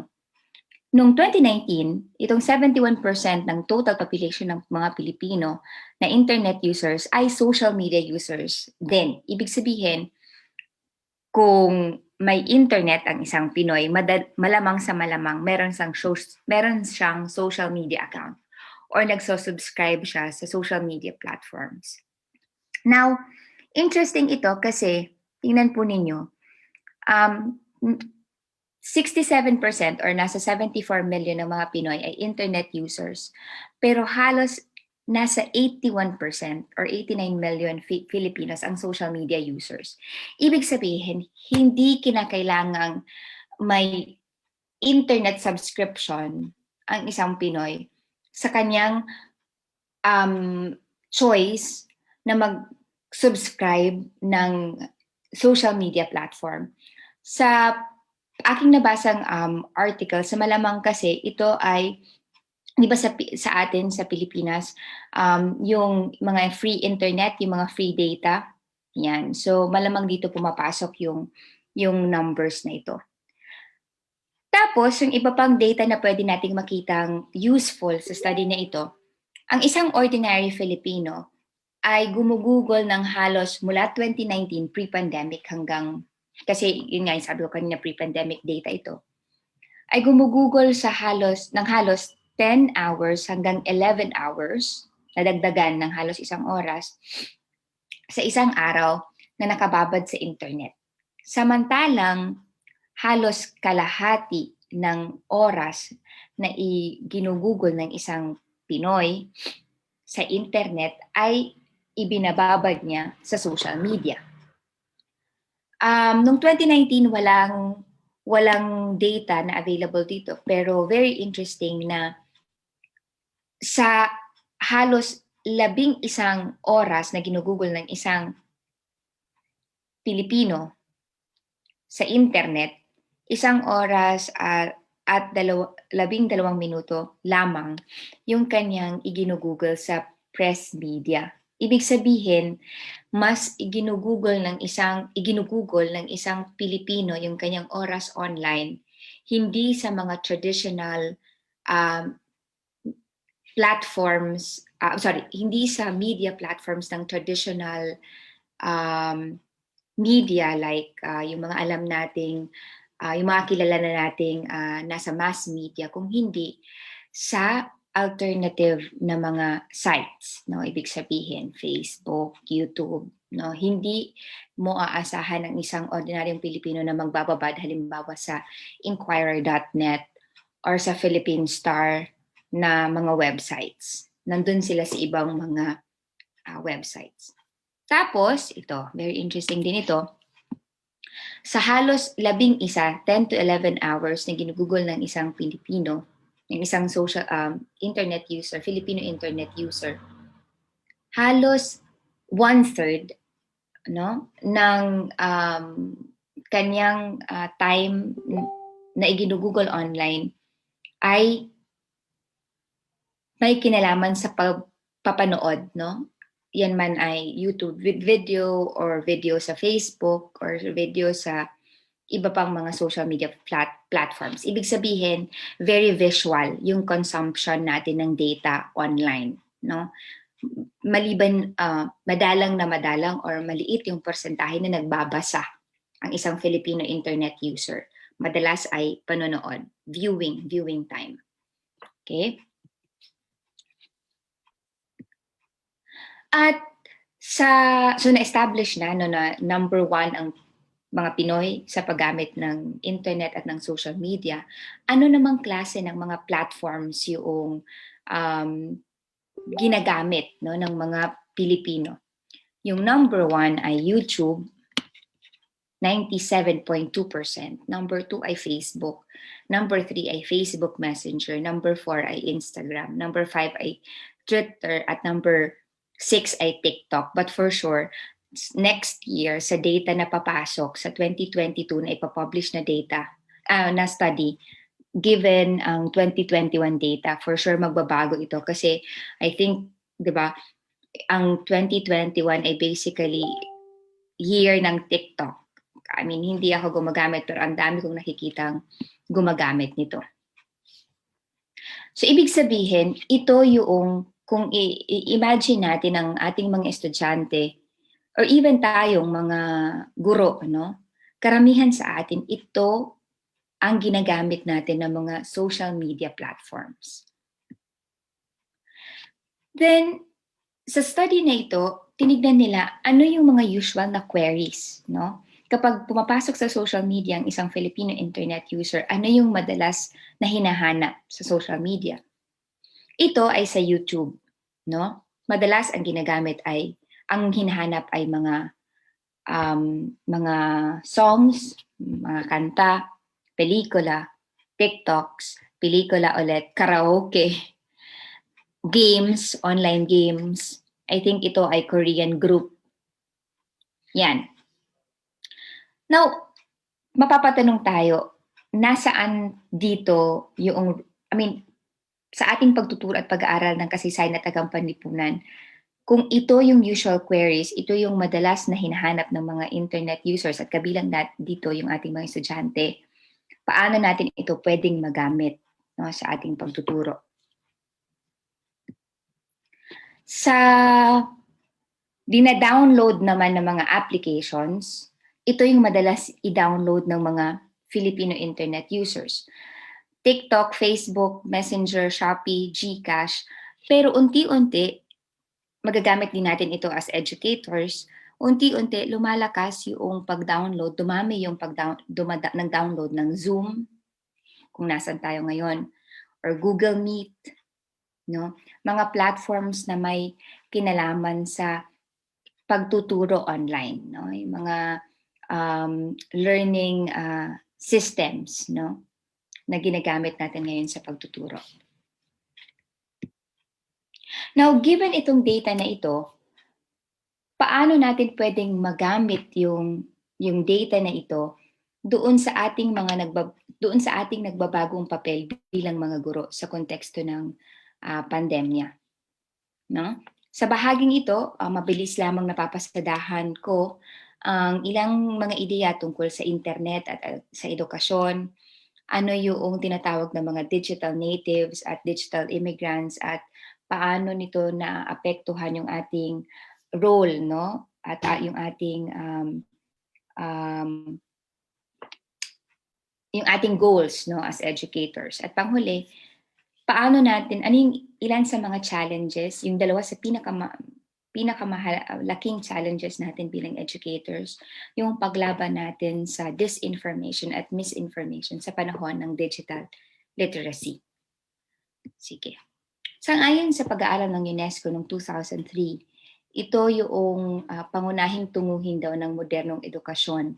Isang edukasyon na nakabatay o malakas na nakasandig sa internet. Ayon sa pag-aaral na ito, pangunahing tunguhin ng modernong edukasyon ang pagtamo ng intelektual at moral na pag-unlad ng mga mag-aaral, ang makamit ang kritikal at malikhaing kaisipan, at mahasa ang kanilang kakayahang magsuri ng impormasyon or yung ability nila to work with information.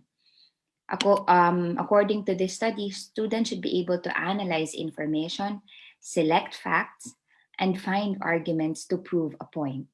So, ito yung tunguhin at ito dapat yung katangian ng isang modernong edukasyon. Now, ano yung challenge sa tunguhin na ito? Ang tunguhin na ito ay, katulad na nabanggit ko kanina, ay talagang nakabatay sa edukasyon. Ito ay edukasyon na talagang nakabatay sa internet. At dahil ang internet ay isang napakabukas na platform na madalas ay kulang na kulang sa control at supervision dahil ito ay isang free marketplace of ideas, kumbaga, no, lahat ay pwedeng mag-ambag, mag-contribute ng material online at lahat ay pwedeng mag-consume ng data online. Ang ating hamon ngayon ay paano natin pwedeng i-define yung role at yung place ng internet sa educational process ng ating mga estudyante. No? Sige, konting patalastas. No? Ilang taon na po kayo noong mga taong ito? Noong 2004, ilang taon na kayo? Noong 2005, ilang taon na po kayo? At noong 2011, ilang taon na kayo? Tinatanong ko ito dahil ito yung mga taon na na-introduce yung mga platforms, internet platforms na very internet platforms na dependent ang maraming mga Filipino internet users. Halimbawa, kung 20 years old na po kayo noong 2004 or 15 years old na kayo noong 2004, ibig pong sabihin, medyo papasok na kayo sa inyong adult years or nasa adult years na kayo noong na-introduce yung Facebook. Noong 2005, na-introduce ang YouTube at noong 2011 ang FB Messenger. Anong ibig sabihin nito? Karamihan sa ating mga estudyante na ngayon ay malamang kayo, ang karamihan dito ay teachers ng basic ed or ng high school. Ang ating mga estudyante ay nasa edad na sa 6 hanggang mejor maybe mga 10, 11, 12, 13, 14, no? Mga ganyan. Ibig sabihin, yung ating mga estudyante, kakapanganak pa lang nila or hindi pa sila pinapanganak, naririto na yung mga platforms na ito. Whereas tayo, na mga guro nila, medyo matanda na tayo nung na-introduce itong platforms na ito. Ibig sabihin, kung ikukumpara natin yung competencies at yung knowledge natin sa ating mga estudyante, talagang tayo ay baguhan sa platform na ito at sila naman ay natives, no? Kaya ko yan ipinakita kasi yan yung isa sa challenges, lalong-lalo na sa DepEd. Yung nanay ko ay teacher, no? Sinasabi ng nanay ko na dati kasi, before siya mag-retire, sabi niya, sana hindi pa muna daw siya nag-retire kasi feeling niya parang na-bore siya nung nag-retire siya. Pero nung pumutok ang pandemya, lagi niyang sinasabi, buti na lang nag-retire na ako kasi kung hindi, ay hindi niya ma-imagine yung sarili niya na especially nung last years na ng kanyang teaching career, hindi niya nakikita yung sarili niya na nagta-transition at hindi niya rin nakikita ang sarili niya na yung kanyang learning curve ay mamamanage niya ng maayos para makapagturo online. Okay? So kaya ko ito binabanggit kasi ngayon, ito ay realidad. Marami sa ating mga educators ay mga digital immigrants at yung ating mga estudyante ay mga digital natives. At merong clash, kumbaga dito, or incompatibility. Kasi yung marami sa mga estudyante natin na digital natives, they were born into the new technology we are interacting with today, whereas many of our educators na mga digital immigrants are people who were born before these advanced technologies. Now, naturally, the digital natives are more fluent and flexible with new technologies, while the digital immigrants are struggling with the fast-changing technologies. In terms of competencies, mas madali daw for digital natives na makapag-multitask, and then yung consumption nila ng data, ng information ay multimedia, and then different kinds of resources yung kanilang ginagamit. No? Samantalang kapag immigrant, ang tendency ay single task at very limited yung resources. So ito yung hamon sa atin. If totoo ito, na maraming mga pag-aaral tungkol dito, ang challenge sa atin bilang mga guro ngayon ay paano tayo pwedeng mag-adapt, paano tayo pwedeng mag-adjust, no, sa generational divide na ito pagdating sa consumption ng technology. Isa yan sa challenges. Isa pa, dahil sa pumapasok na tayo, technically, itong pandemic na ito ay talagang crystallize nito, no? In-institutionalize nito yung dati nang sinasabi 20 years ago, 10 years ago, na ito ay panahon ng digital literacy, ito ay panahon ng digital learning. Pero ngayon, sa panahon ng pandemya, talagang nakita natin ito at work, no? Na ang future ay ang pagkatuto sa formang digital, no? Kaya lamang sa digital, sa pagkatuto sa formang digital, marami tayong mga challenges na kailangang harapin. Dalawa sa pinakamahalagang gusto kong i-highlight dito ay ang internet ay punong-puno, ay hitik na hitik ng misinformation at disinformation, at tayo bilang mga guro ng kasaysayan at ng araling panlipunan, mga guro, no, ng lipunan, dapat tayo yung isa sa mga talagang staunch, no, na lalabanan natin ito, no? Kailangang labanan natin itong misinformation at disinformation. So sang-ayon nga doon sa sinay ko kanina na pag-aaral ng UNESCO noong 2003, the internet is an ocean of new data. It is full of materials that did not undergo any examination. At dahil sa katotohanan ito, no, na isang napakalaking karagatan, no, ng open data ang internet, kailangang maging maingat tayo at maging pahalagahan natin bilang mga guro, no, kung paano tayo magiging tagapagturo, no, ng tamang pagkonsumo ng data at ng impormasyon sa internet para malabanan natin yung pagkalat ng misinformation at disinformation at paglipana ng fake news. Okay.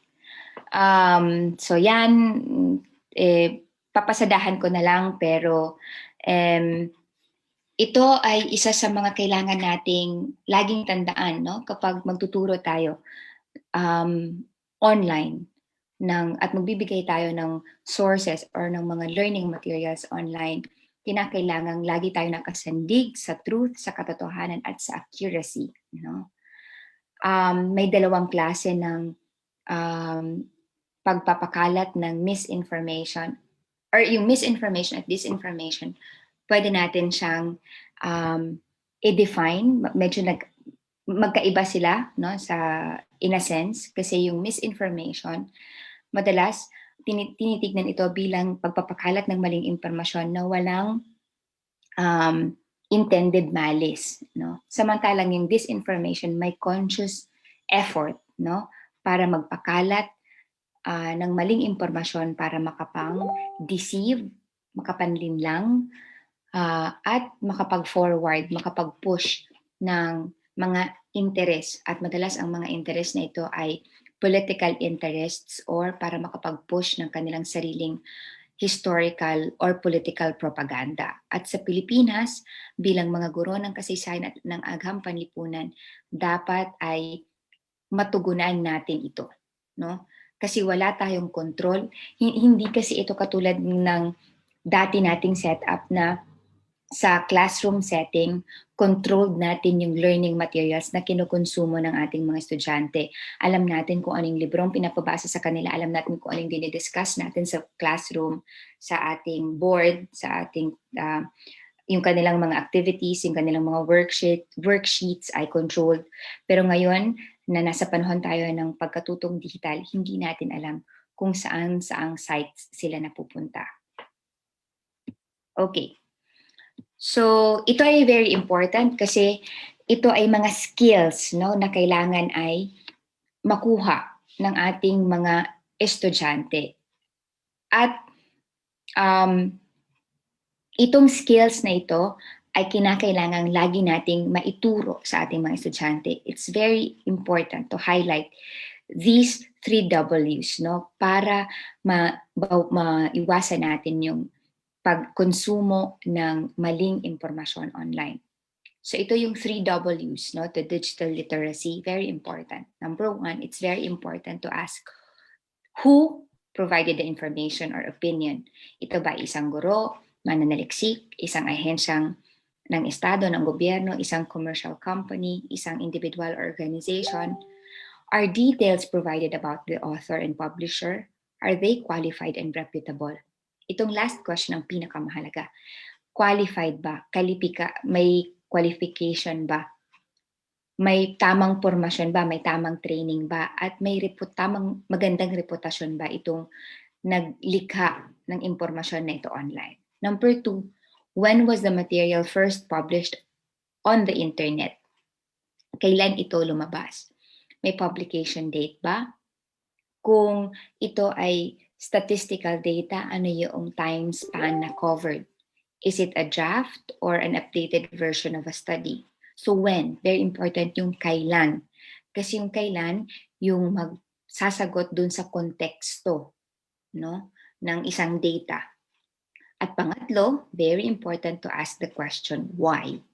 Bakit inihaharap ang impormasyon o yung datos na ito online? Why is the information or opinion provided? Can we detect bias? Meron bang pangkiling? Meron bang propaganda or spin? No? Nako, sa panahon ngayon, kitang-kita natin yan. Maraming mga spin doctors, no? Bumabali-baligtad na sila sa kanilang pagpapaliwanag ng mga bagay-bagay para lang makapagbaluktot ng mga impormasyon. Who are they funded or sponsored by? Is it a report of a research or of an investigation or merely an assertion of a person's opinion or an organization's opinion? Is the information evidence-based? Ito, napakahalaga niyan. Ano yung patunay? Ano yung ebidensya? At sino yung target audience ng data na ito? So kung yung ating mga estudyante, mga kapwa-guro, kung ang ating mga estudyante ay maturuan natin kung paano sagutin ang tatlong mahalagang tanong na ito, siguro isa ito sa important skill na dapat ma-acquire ng bawat Pilipinong estudyante, no, na kumukonsumo ng impormasyon online. At kung ma-acquire ito nating mga Pilipino, actually yung nakakalungkot nga dyan kasi hindi lang mga estudyante, kahit tayong mga guro ay kailangang matutunan ito. Kasi minsan ay tayo din ay nahuhulog sa patibong, no, ng internet at hindi natin namamalayan ay maling datos at maling mga impormasyon na yung kinukonsumo natin sa internet. Okay. Now, punta tayo dun sa third part ng ating talakayan. Ano yung mga online sites or online repositories na pwede natin gamitin as resources as teachers, no? So, nagbigay ako dito ng ilang mga examples sa pagtuturo ng kasaysayan at ng aghampan lipunan ng social sciences sa Pilipinas. Pwede natin gamitin ang mga official websites or mga official web pages sa loob at labas ng Pilipinas ng mga government agencies na may kinalaman sa history, culture, and heritage. Halimbawa, yung state agency para sa pag-aaral at pag-spread ng historical information ay ang National Historical Commission of the Philippines, ang isa sa mga sponsors ng event na ito. Para sa kultura at sa sining, ang National Commission for Culture and the Arts. Para sa mga museo, ang National Museum of the Philippines. No? So ito yung ilan sa mga state agencies na pwede nating tignan. Or mga educational institutions and universities, mga pangunahing, lalo na yung mga malalaking universidad sa Pilipinas, ang Universidad ng Pilipinas, ang Ateneo de Manila University, ang De La Salle University, ang UST, University of Santo Tomas, at iba pang mga universities for sure sa Kabikulan ay mayroong mga sarili-sariling mga official websites at web pages. At dahil sa panahon ng pandemya, mas dumami yung mga resources na in-upload at pinoproduce ng mga institutions na ito sa kanilang mga web pages para makatulong sa ating mga guro. mga private libraries and mga museums sa loob at labas ng Pilipinas, pwede nating magamit. At mga national at mga local historical associations ay na mayroong mga sarili-sarili nilang mga websites or mga web pages. Ito yung mga official na website or web page. Now, karamihan sa mga state agencies na ito, sa mga universities and colleges na ito, mga libraries and museums at mga historical associations ay pumasok na rin sa social media.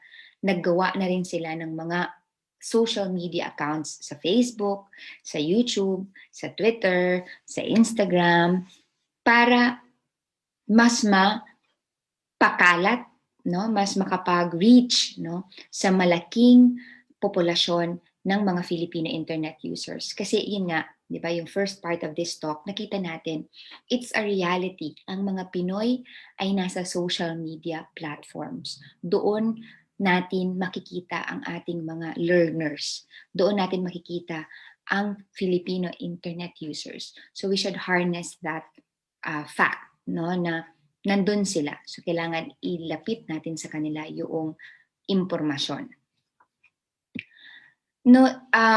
So specifically, sa kaso ng pagtuturo at pag-aaral ng kasaysayan, ano yung mga online repositories na maaari natin gamitin bilang resources? Nilista ko dito yung ilan sa mga official websites at web pages. Website po ito hindi pa ito yung social media platforms nila.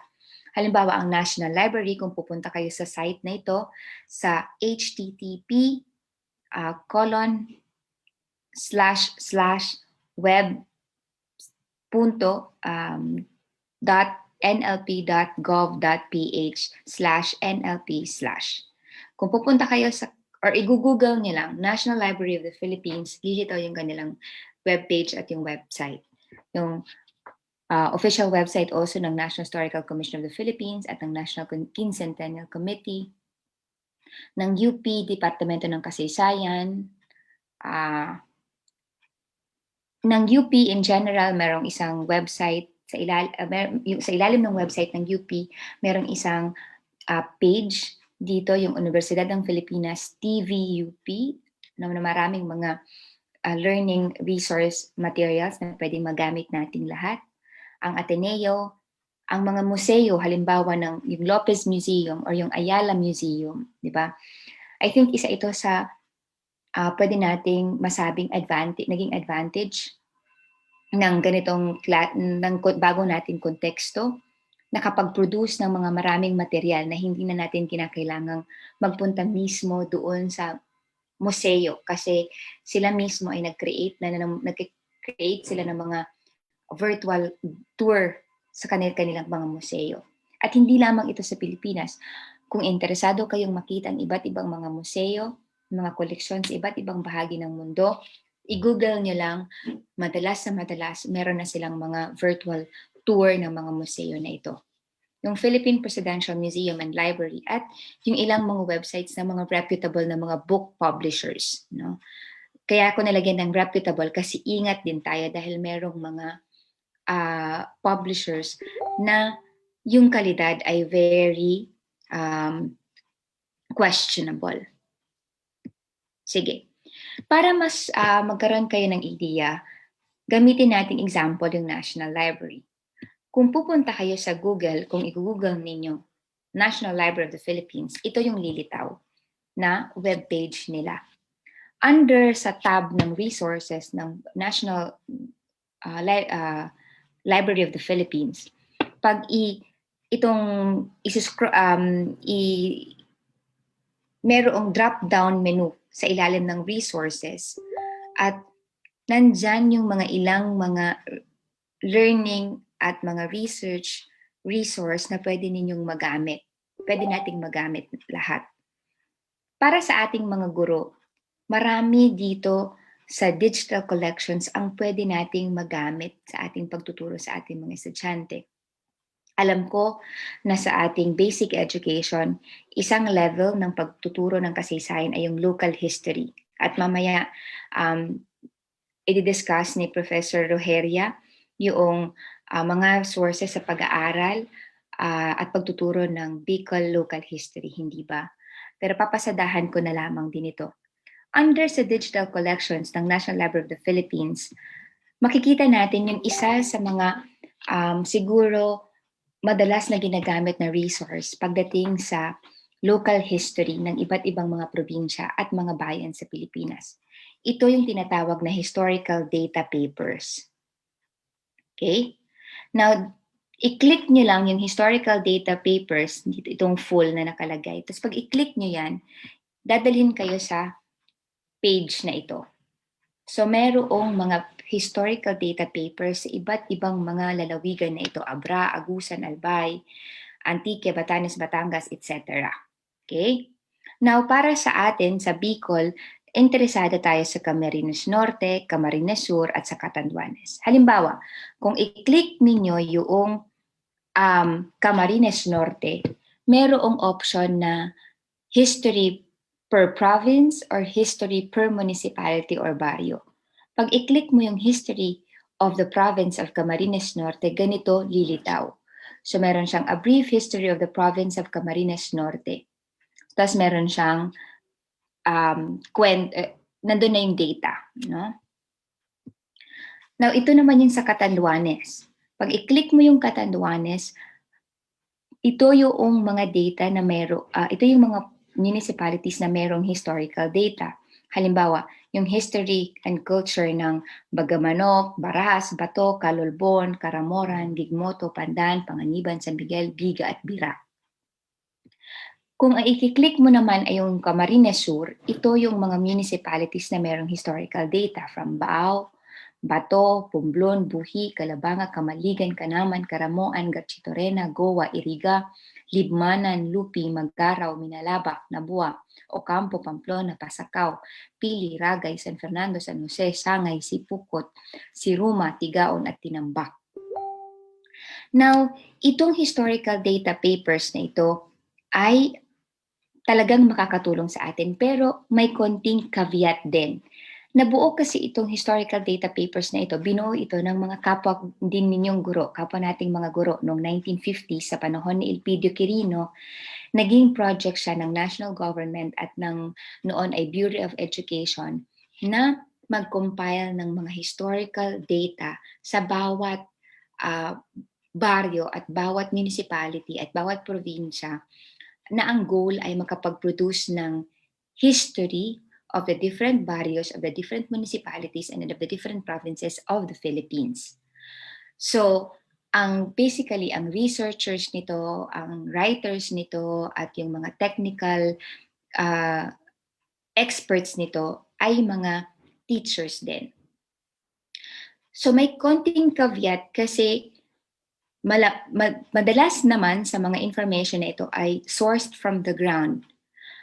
Pero kailangan nating din maintindihan ng ilan sa mga data ay hindi dumaan sa very rigorous na historical method yung binabanggit kanina ni Professor Kirby Alvarez kasi ang disiplina ng kasaysayan ay mayroong rigors na kailangang sundin. Hindi lamang ito basta pag-compile ng data, meron itong pinagdadaan ng historical analysis. Nag-i-interpret tayo ng data, chine-check natin yung accuracy ng data, ng katotohanan ng data. So, very rich itong historical data papers na ito ng local history, local knowledge, local culture, pero again, dapat may caveat, no? Ito ay isang panimula and then pwede natin itong i-cross-reference, pwede natin itong tignan sa iba pang mga reputable na mga scholarly written books, articles, and accounts, no? So in the case of Camarines Norte, ito yung mga pueblo, ito yung mga municipalities na mayroong data papers, historical data papers. Basud, Kapalonga, Dayit, Jose Panganiban, Lapu, Mercedes, Paracali, San Vicente, Talisay, Binsons. So pag magpunta kayo dito po sa website na ito, i-click nyo lang yung halimbawa, interesado kayo sa Dait, i-click mo lang yung Dait, tapos lilitaw na doon yung historical data ng municipality na yon. So again, this is the National Library of the Philippines Historical Data Papers. But apart from the historical data papers, ang dami-dami pang mga collections, e-collections sa National Library na pwede ninyong magamit. Okay.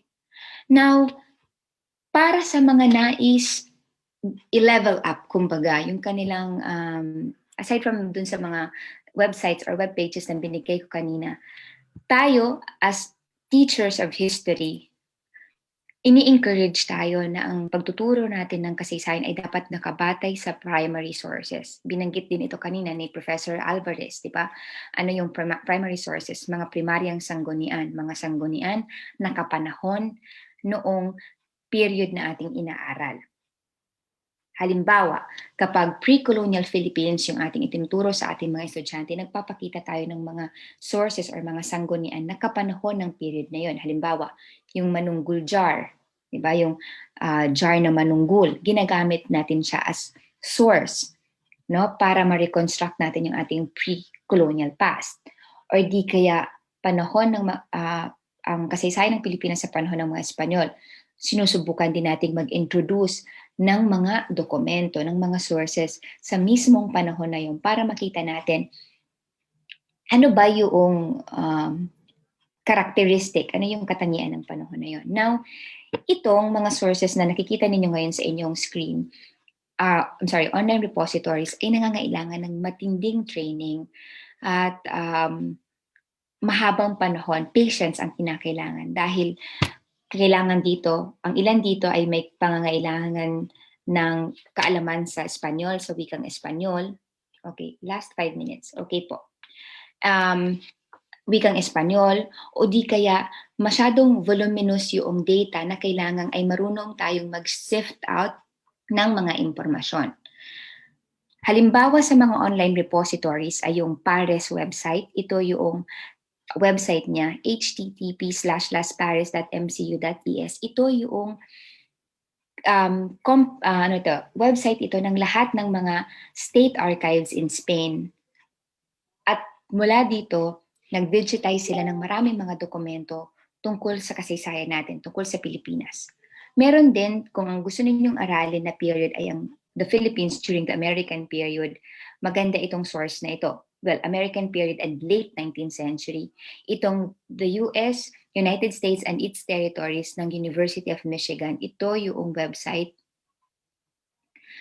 Pwede rin kung interesado kayo sa mga family histories or sa mga birth and death registries, familysearch.org. Kung naghahanap kayo ng mga materials, mga manuscripts, maps and plans, yung National Library of Spain ay may napaka-rich na online portal, online webpage na pwede ninyong i-consult. www.bne.es. O yung Instituto Cervantes, meron silang virtual page, Philippine Veterans Affairs Office. Kung ang gusto ninyong aralin ay yung medyo may kinalaman sa military history or contemporary history. Ang National Archives of Australia, meron din silang mga materials tungkol sa atin, tungkol sa Pilipinas. Ang Digital Collection ng University of Santo Tomas. Ang Digital Collection ng School of Oriental and African Studies sa London, meron din, tingnan ninyo. At yung archive.org. Bibilisan ko lamang, Miss Valin, mabilis lang. Sa PARES, kung interesado kayo, ito yung Portal de Archivos Españoles. Again, sabi ko sa inyo, kailangan ito may alam kayo sa Espanyol. Kung nag-aaral kayo ng Espanyol, gawin niyo siya, palakasin pa ninyo yung inyong Espanyol para ma-access ninyo itong website na ito. Sinubukan kong maglagay sa search ng Camarines. Tapos sa Camarines, maraming mga lilitaw na dokumento. Halimbawa, itong 1600s document na ito noong 1623. Tungkol ito sa kumpirmasyon ng isang inkumbenda sa kasiguran. No? So, kita ninyo yung paleography, yung paraan ng pagsulat noong 17th century. Mahirap talaga kasi hindi lang Espanyol yung aaralin ninyo. Kailangan alam din natin ang paleography. Para sa mga talagang historians ang field at yung discipline at yung profession, kami ay kinakailangang matuto rito para ma-access namin yung mga information na ito. Kung hindi pa kayo marunong sa paleography at Espanyol, pwede ding magamit itong pares sa paghahanap ng mga maps and plans. Halimbawa, itong plano na ito ay tungkol sa pantalan sa Bay ng Sorsogon sa sitio ng Sirangan. So, pwede ninyong i-download itong plano na ito.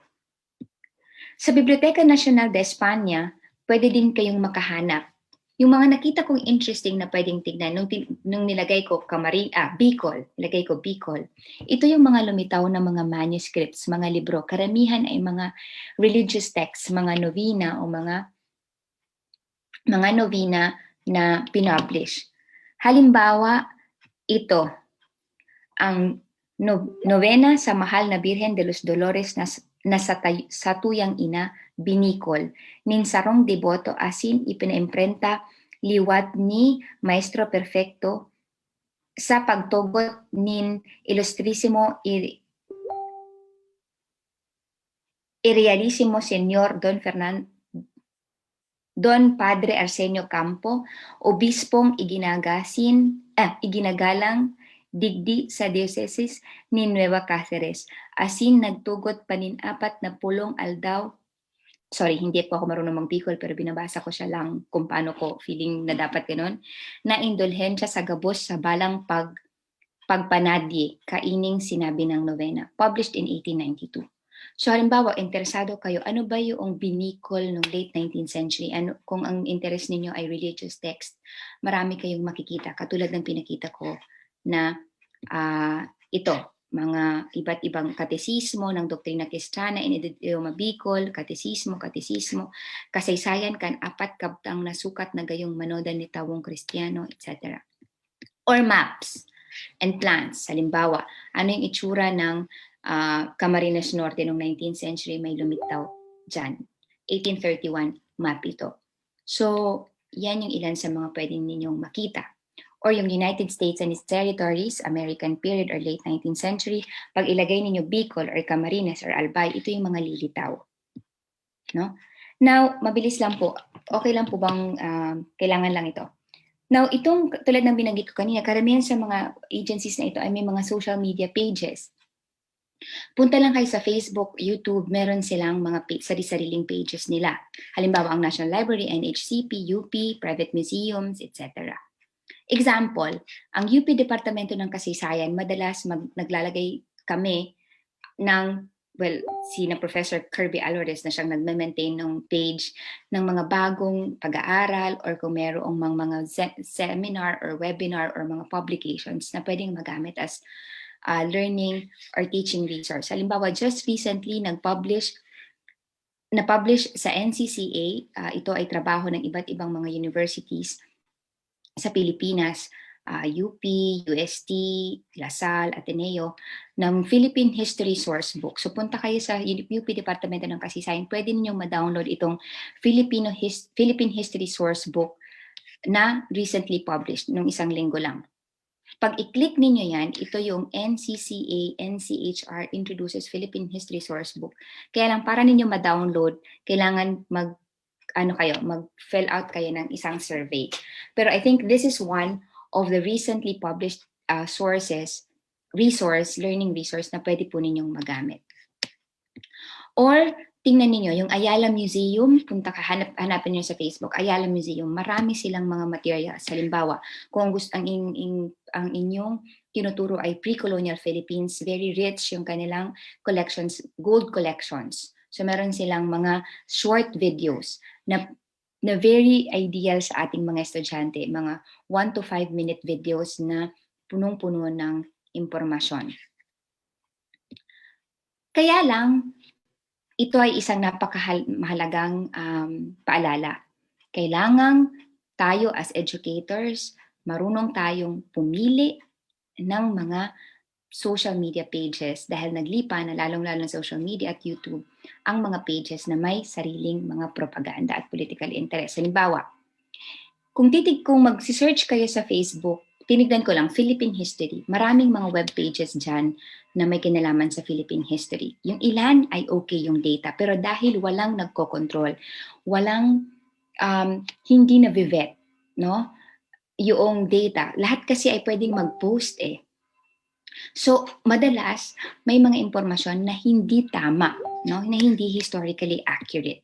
Halimbawa, madalas ito, Ferdinand Marcos yung lalagay mo, ang daming naglipa ng pages na nagpapakita ng ito, President Ferdinand Marcos, military power golden years, Ferdinand E. Marcos, the richest man in history, tapos Marcos is a hero, the golden achievements of Ferdinand Marcos. Ang dami-daming makikita sa Facebook na ganyan.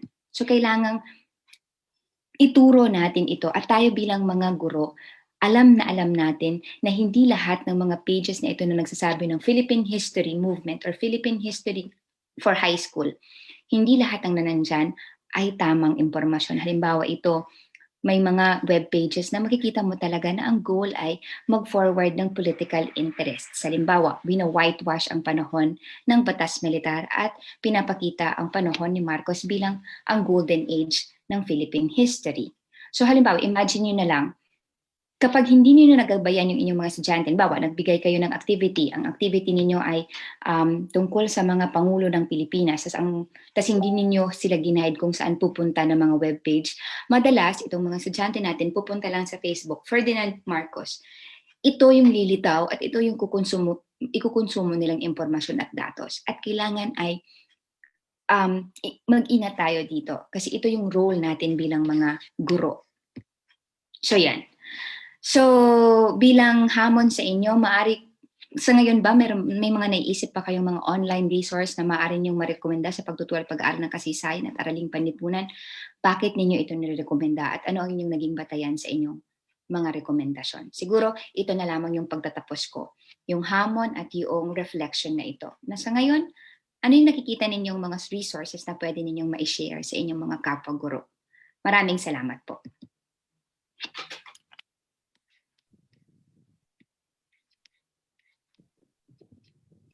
Thank you, Dr. Ross A. Costello.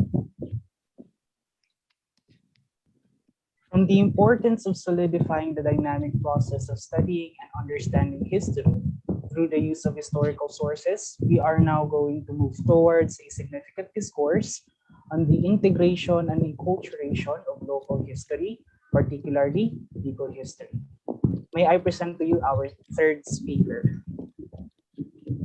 He is an assistant professor at the Department of History, College of Social Sciences and Philosophy at the University of the Philippines, Diliman. He obtained his undergraduate degree in philosophy at the Ateneo de Naga University and his master's degree in history at the Loyola Schools, Ateneo de Manila University. He is convener, co-founder, and director for research of Saysay Bicol and editor of his annual journal, Saysay, the Journal of Bicol History.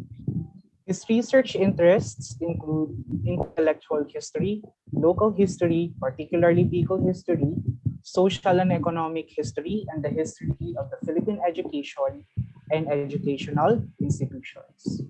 Let us all welcome Mr. Javier Leonardo V. Logeria.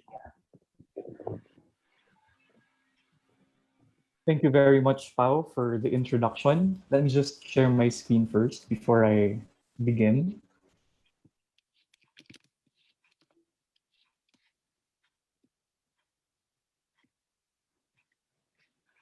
Is my PowerPoint visible, Pao? Yes po, sir. It's visible po. Okay. Thank you very much. Magandang hapon po sa inyong lahat at maraming salamat sa pagdalo sa ating bansayan. Kahit na nga may nagbabadyang sama ng panahon, paparating si Bagyong Julina. So sana ay nasa mabuti at ligtas po kayong kalagayan. Para sa aking tatalakayin at lektura ngayong hapon, gusto ko sana magbahagi ng maikling kasaysayan ng kasaysayang pampuok o local history.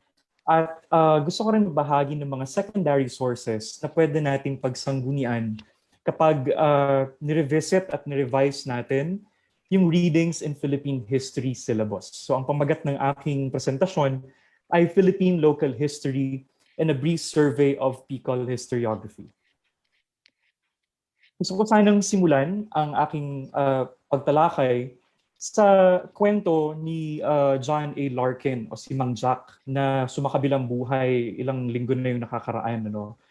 Noong 1967, meron siyang inilimbag na isang sanaysay na ang pamagat ay The Place of Local History in Philippine Historiography. At maraming historiador ang itinuturo ang sanaysay na ito ni Larkin bilang ang formal na pagsisimula ng kasaysayang pampuok o local history. Sa sanaysay na ito, makikita natin yung kanyang argumento na kailangan nating magsulat pa ng kasaysayan ng iba't ibang puok sa Pilipinas. Pero bago natin tunguhan, apuntahan ang ating ang argumento ng artikulong ito, ilang contextual notes muna no, bago tayo magtungo sa argumento ni Larkin. So inilimbag ito sa The Journal of Southeast Asian Studies noong 1967 at nung nilimbag ito, napakalimitado lamang ng mga sopistikadong pag-aaral sa iba't ibang probinsya at rehiyon sa Pilipinas. Siguro yung pinaka-prominente na nun ay yung mga pag-aaral ni Najib Salibi, inaral niya yung Sulu, at si Felix Keating, yung ethnohistory naman ng Northern Luzon, partikular na ang Cordillera. So makikita natin na walang gaanong pag-aaral dun sa Christianized lowland Philippines, no? Tulad ng Ilocos, ng Iloilo, ng Kabicolan, at ng marami pang iba. So yung sanaysay ni Larkin ay isang tugon at puna na kung paano sinulat ng mga historiador yung kasaysayan ng Pilipinas, ay mga tinatawag na general or national histories of the Philippines.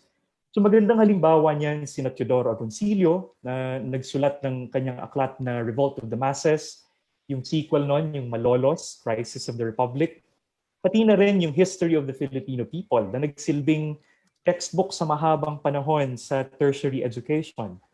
Nandiyan din yung halimbawa ni Theodore Friend na nagsulat ng aklat na pinamagatang Between Two Empires na tiningnan yung relationship ng Pilipinas at ng Estados Unidos noong 20th century.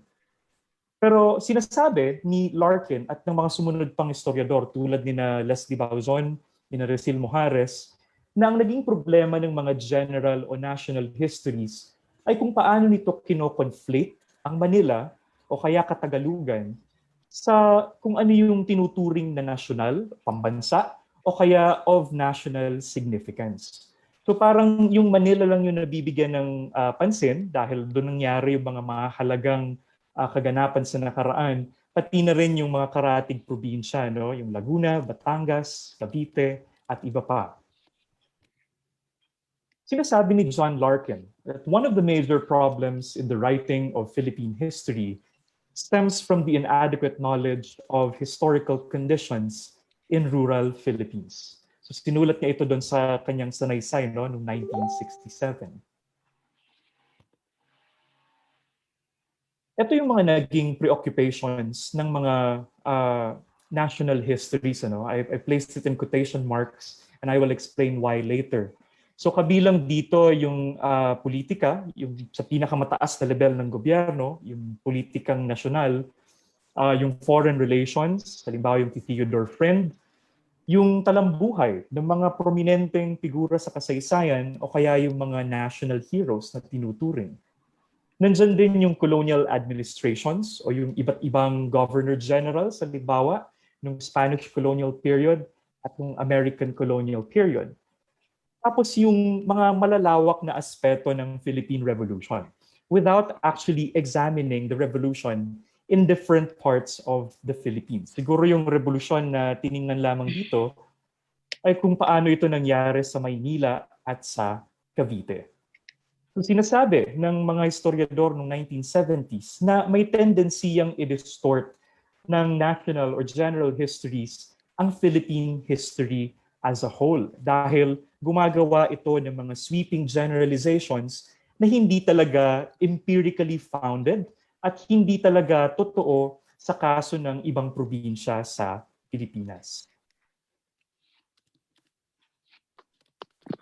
Sinasabi rin ni Resil Mojares na yung isang kahinaan na inherent sa national histories ay kung paano nito ginigiit no, yung pagkakaisa ng pag-develop ng isang lugar. To take development in Manila and the Tagalog provinces to be true of the rest of the country. This tendency glosses over the complexity and diversity of native society. Now, Yung magandang halimbawa nito ay yung issue ng Friar Estate sa Calamba, Laguna. Siguro yung natutunan natin sa koleyo o di kaya nung high school ay yung Friar Estates ay parang isang pambansang issue, no, na totoo ito sa buong Pilipinas. At ito yung nag-udyok sa mga Filipinos. Sorry, Paul, naka-on yata ang microphone. Sorry, excuse me. May naka-on yata ang microphone. Can you check that? I'll address the concern, sir. Thank you. Miss Cristina Militante, your microphone is turned on.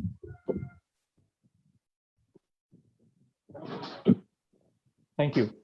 So anyway, may tendensiya kasi yung mga national histories na igiit na totoo sa buong Pilipinas yung mga nangyayari sa Kamaynilaan o kaya sa mga karatig bayan nito, yung Laguna, Batangas, Cavite at iba pa.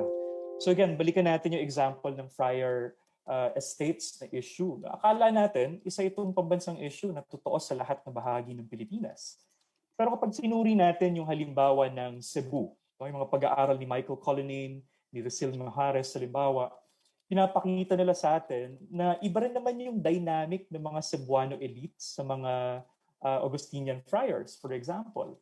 Sabi naman ni Dr. June Aguilar, pag tinignan natin yung halimbawa ng Mindoro, iba rin naman yung dynamic doon ng mga taga-Mindoro sa mga Recoletong friars, sa mga Augustinian Recollects.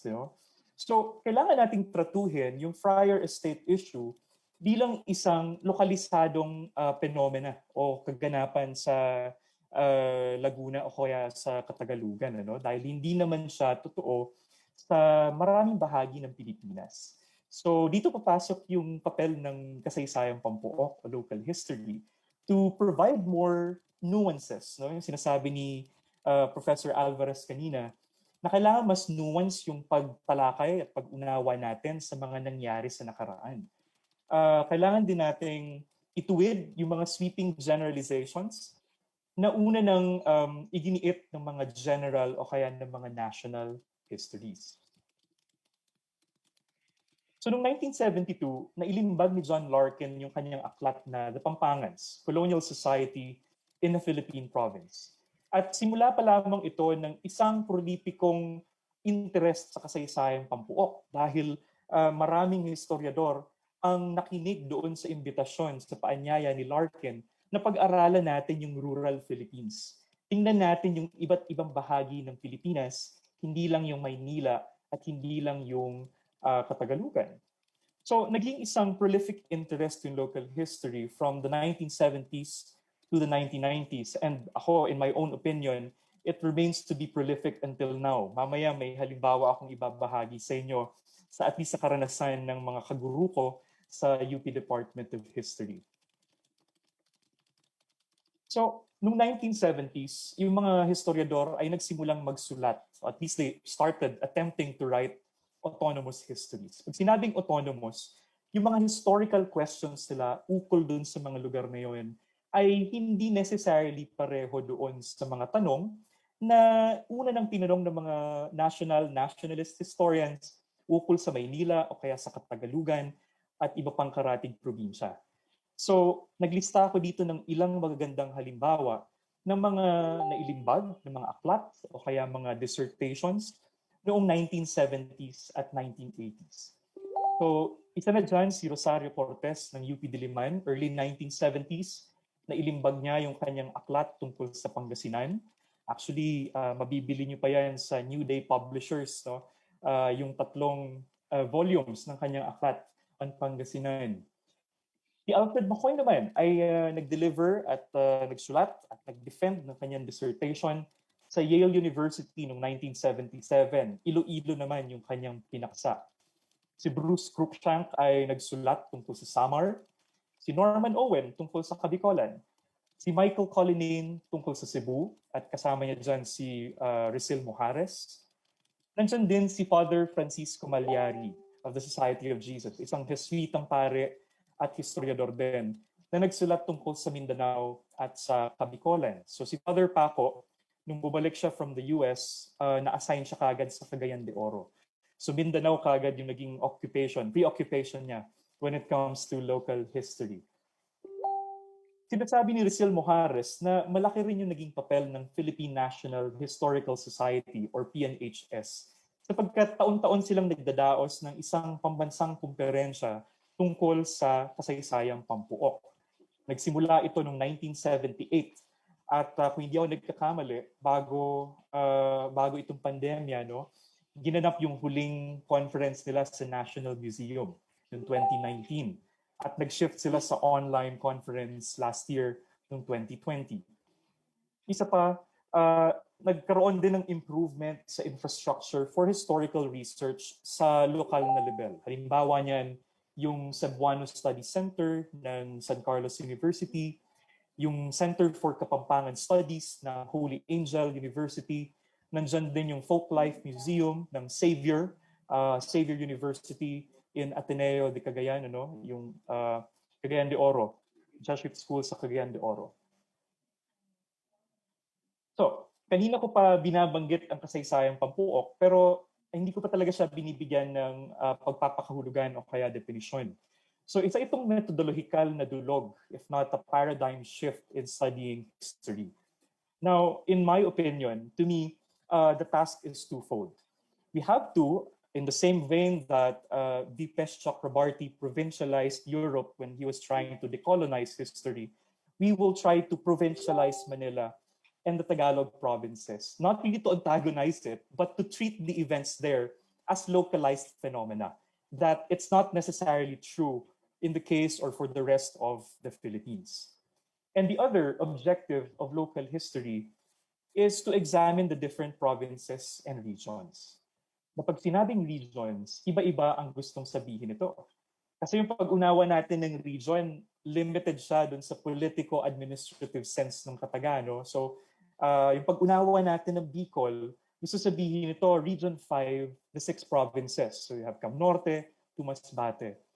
Pero sinasabi ni Larkin na yung region ay maaring ethno-linguistic. So, yung mga Ilocano, mga Ilonggo, mga Bicolano, at iba pa, no?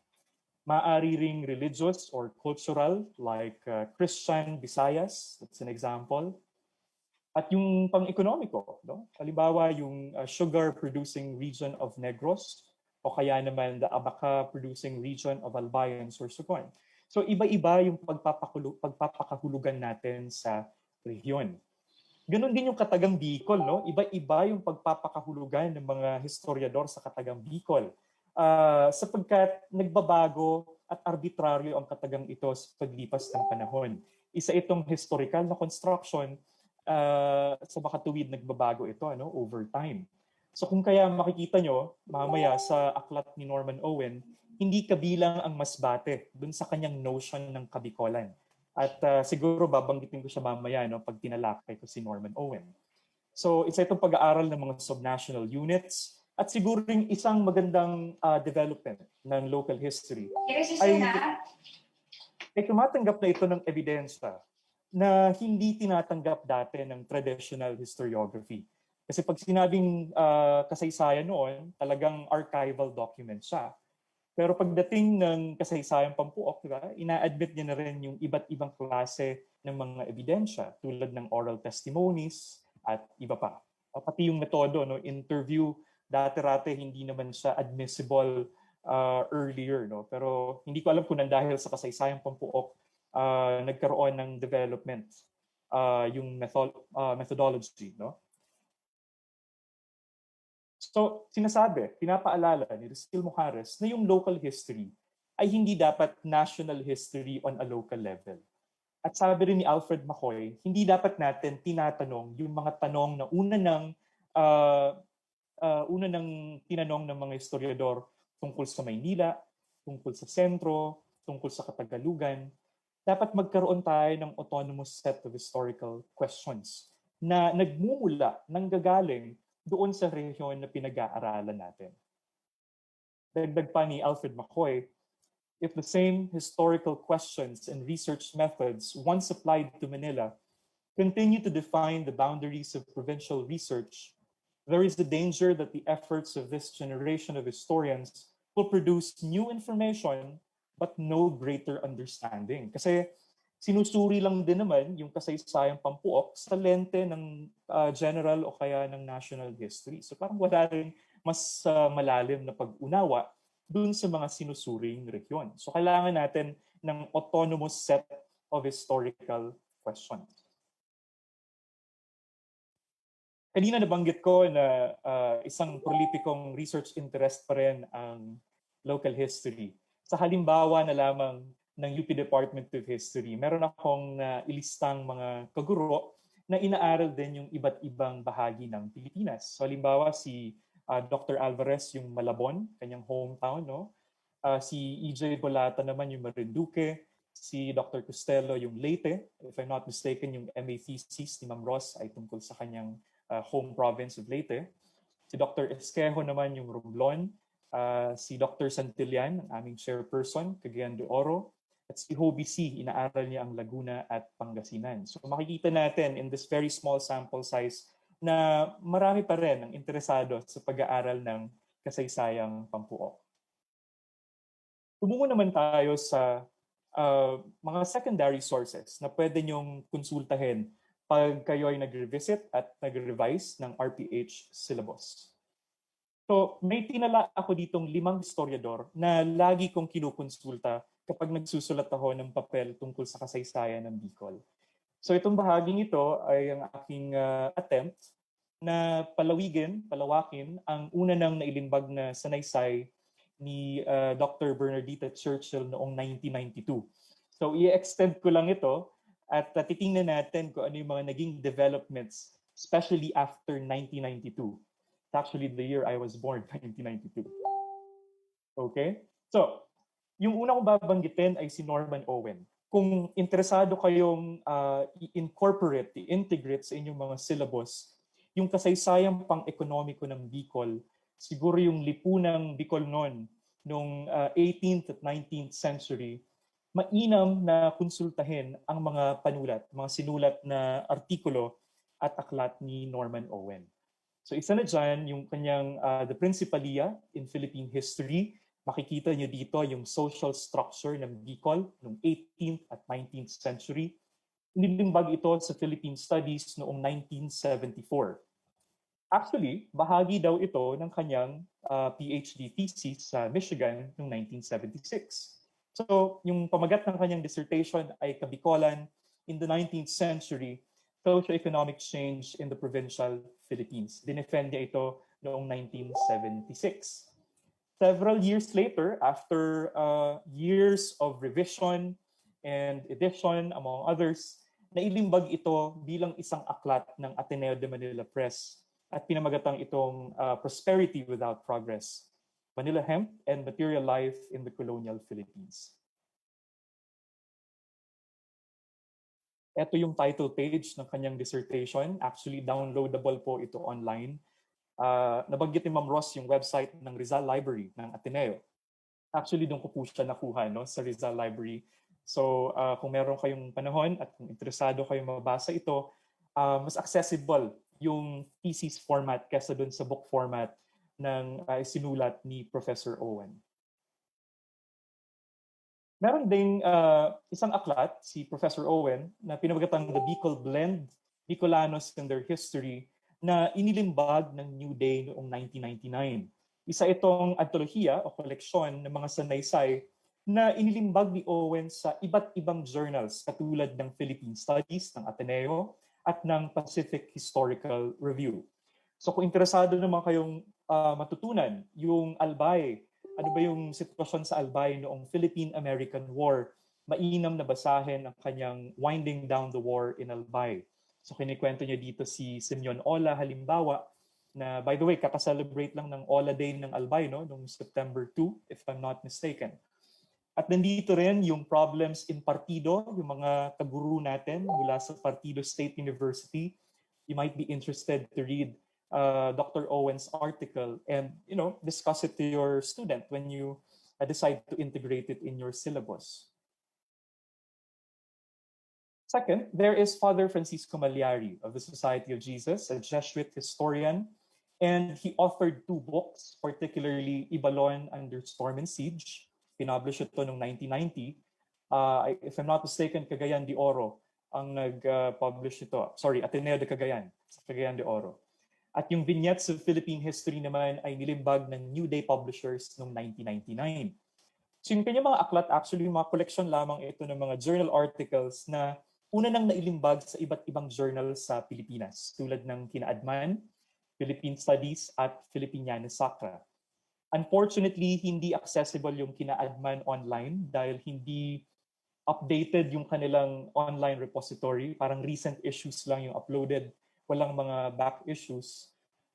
Yung Philippine Studies at Filipiniana Sacra, madadownload niyo po lahat ng articles ni Father Paco Malyari online. So kung interesado kayo sa mga sumusunod na tema, pwede niyong i-consult si Father Paco. So yung kanyang mga research interests actually umiikot sa mga sumusunod sa Spanish colonial public works in Bicol, Muslim raids and native responses, Spanish defense policies in the Bicol region in particular, disaster history, although I think isa lang yung artikulo niya tungkol sa pagsabog ng Bulkang Mayon, yung mga pirates, quote-unquote, yung mga tirones, at yung mga quote-unquote infieles, o kaya yung mga remontados sa bundok ng Isarog. So ito yung mga articles na pwede yung mabasa na isinulat ni Father Paco Malyari. Eto naman, kung interesado kayo sa isang general history ng 6 na probinsya ng Bicol region, maaari niyong i-consult yung kanyang sanaysay sa Filipiniana Sacra. Nilimbag ito noong 1988. But then again, it's available online, so you may want to download it. I think kasama yan sa day 2, gagawin ng mga participants natin sa day 2 ng ating training workshop. Nandiyan din yung pinakaunang sanaysay. Actually, personally, ito yung paborito ko. Yung pinakaunang sanaysay na nilimbag ni Father Paco on the Bicol region. And this is about, he asks a very, very simple question. Why was the street Dinaga called Dinaga? Is it infested by rodents? Maraya ba siyang daga, kaya siya Dinaga? But only to discover, kaya siya Dinaga, kasi gustong sabihin nito, dinagaan, nilagyan ng lupa. So, Malyari discovers that it's actually a reclamation project here in Nueva Cáceres. So, to me, this is a very good essay. It's available online. And it was also reprinted in Vignettes of Bicol History, yung second book ni Father Paco. So if you're interested about this one, Colonial Public Works in Naga, for example, this is one article you can consult. Okay, yung Muslim raids, of course, he wrote extensively about it. This is actually Father Paco's cup of tea. At minsan din yung remontados of Isarog, yung mga infieles, quote-unquote, na tinatawag nung panahon ng mga Espanyol. Okay, yung ikatlong historiador na lagi kong kinukonsulta ay si Luis Camaraderi, na isang alumnus ng UP Department of History. Yung kanyang PhD dissertation ay pinamagatang From Ibalon to Sorsogon, Prehistory to 1905. Nailimbag ito noong 1991 in book format at pinalitan lamang ng konti yung subtitle, naging a historical survey of Sorsogon province to 1905. But essentially, it contains the same thing. Mas compressed lang siguro, but essentially, it's the same. At nagsulat din siya ng artikulo tungkol sa Bicol folklore. Nilimbag naman ito sa The Journal of History noong 1992 bilang bahagi ng proceedings noong ginanap na 11th National Conference on Local History dito sa Ateneo de Naga. Ginanap ito noong 1990 sa pangunguna ni Father Raul Bonoan, dating presidente ng Ateneo. Pang-apat ay si Stephen Henry Totanes, isang alumnus din ng UP Department of History. Tinatawag namin siyang Dr. T. Naabutan ko pa si Dr. T nung college ako. Matagal na panahon siya nagturo sa Ateneo de Manila, pero sa UP Diliman siya nag-MA at nag-PhD. So yung kanyang MA thesis ay pinamagatang Sorsogon, 1900 to 1941, principally a politics and economic development. Nagi itong isang published journal article sa Philippine Studies, compressed version ng kanyang MA thesis. Pada-download niyo po yan online. At yung kanyang PhD dissertation naman, 9 years later, actually expansion lamang ito ng MA thesis niya. So, ang pagbabagong anyo ng Prinsipalia sa kapanahunang Amerikano Kabikolan, 1900 to 1946. So it's a PhD dissertation which he defended before the Department of History of the UP Diliman. So, in other words, kung interesado kayo sa political history ng Bicol, wala masyado nasusulat sa kasaysayang pampolitikal noong Spanish colonial period. Yung kay Dr. T ay American colonial period yung kanyang focus. So you may want to consult his other articles like Promoting un Bien Gobierno in Sorsogon. So this is about the term of office of Bernardino Monreal na tubong albay, naging governor ng Sorsogon at may isang bayan sa Masbate na pinangalan sa kanya. So that's how influential Monreal was during that time. Nandun din yung American-sponsored public education in colonial Kabikolan at yung political careers ng mga unang kinatawan ng Kabikolan sa National Assembly of 1907. Gusto ko rin sanang banggitin ang mga sinulat na artikulo ng ating colleague sa Saysay Bicol na si Renato, Dr. Renato Pelorina Renz. Nakasama natin ngayon actually sa Zoom meeting, no? So, yung PhD dissertation ni Doc Renz ay tungkol naman kay Pedro Quite at ang pulahanes ng Masbate noong Filipino-American War 1898 to 1902. Napaka-importante ng pag-aaral na ito dahil underrepresented ang Masbate sa Bicol history, sa Visayan history, pati na rin sa Philippine history in general. So maganda ito dahil binibigyan ng boses ni Renz yung mga Masbateño, no, in Philippine historiography. So napaka-importante ng ambag na ito sa kasaysayan, hindi lang ng Bicol kundi ng Pilipinas. Pinublish niya sa Asian Studies last year, I think, yung isang excerpt mula sa kanyang dissertation, yung Local History from Below, The Pulahanes of Masbate, 1898 to 1905. Again, it's downloadable online.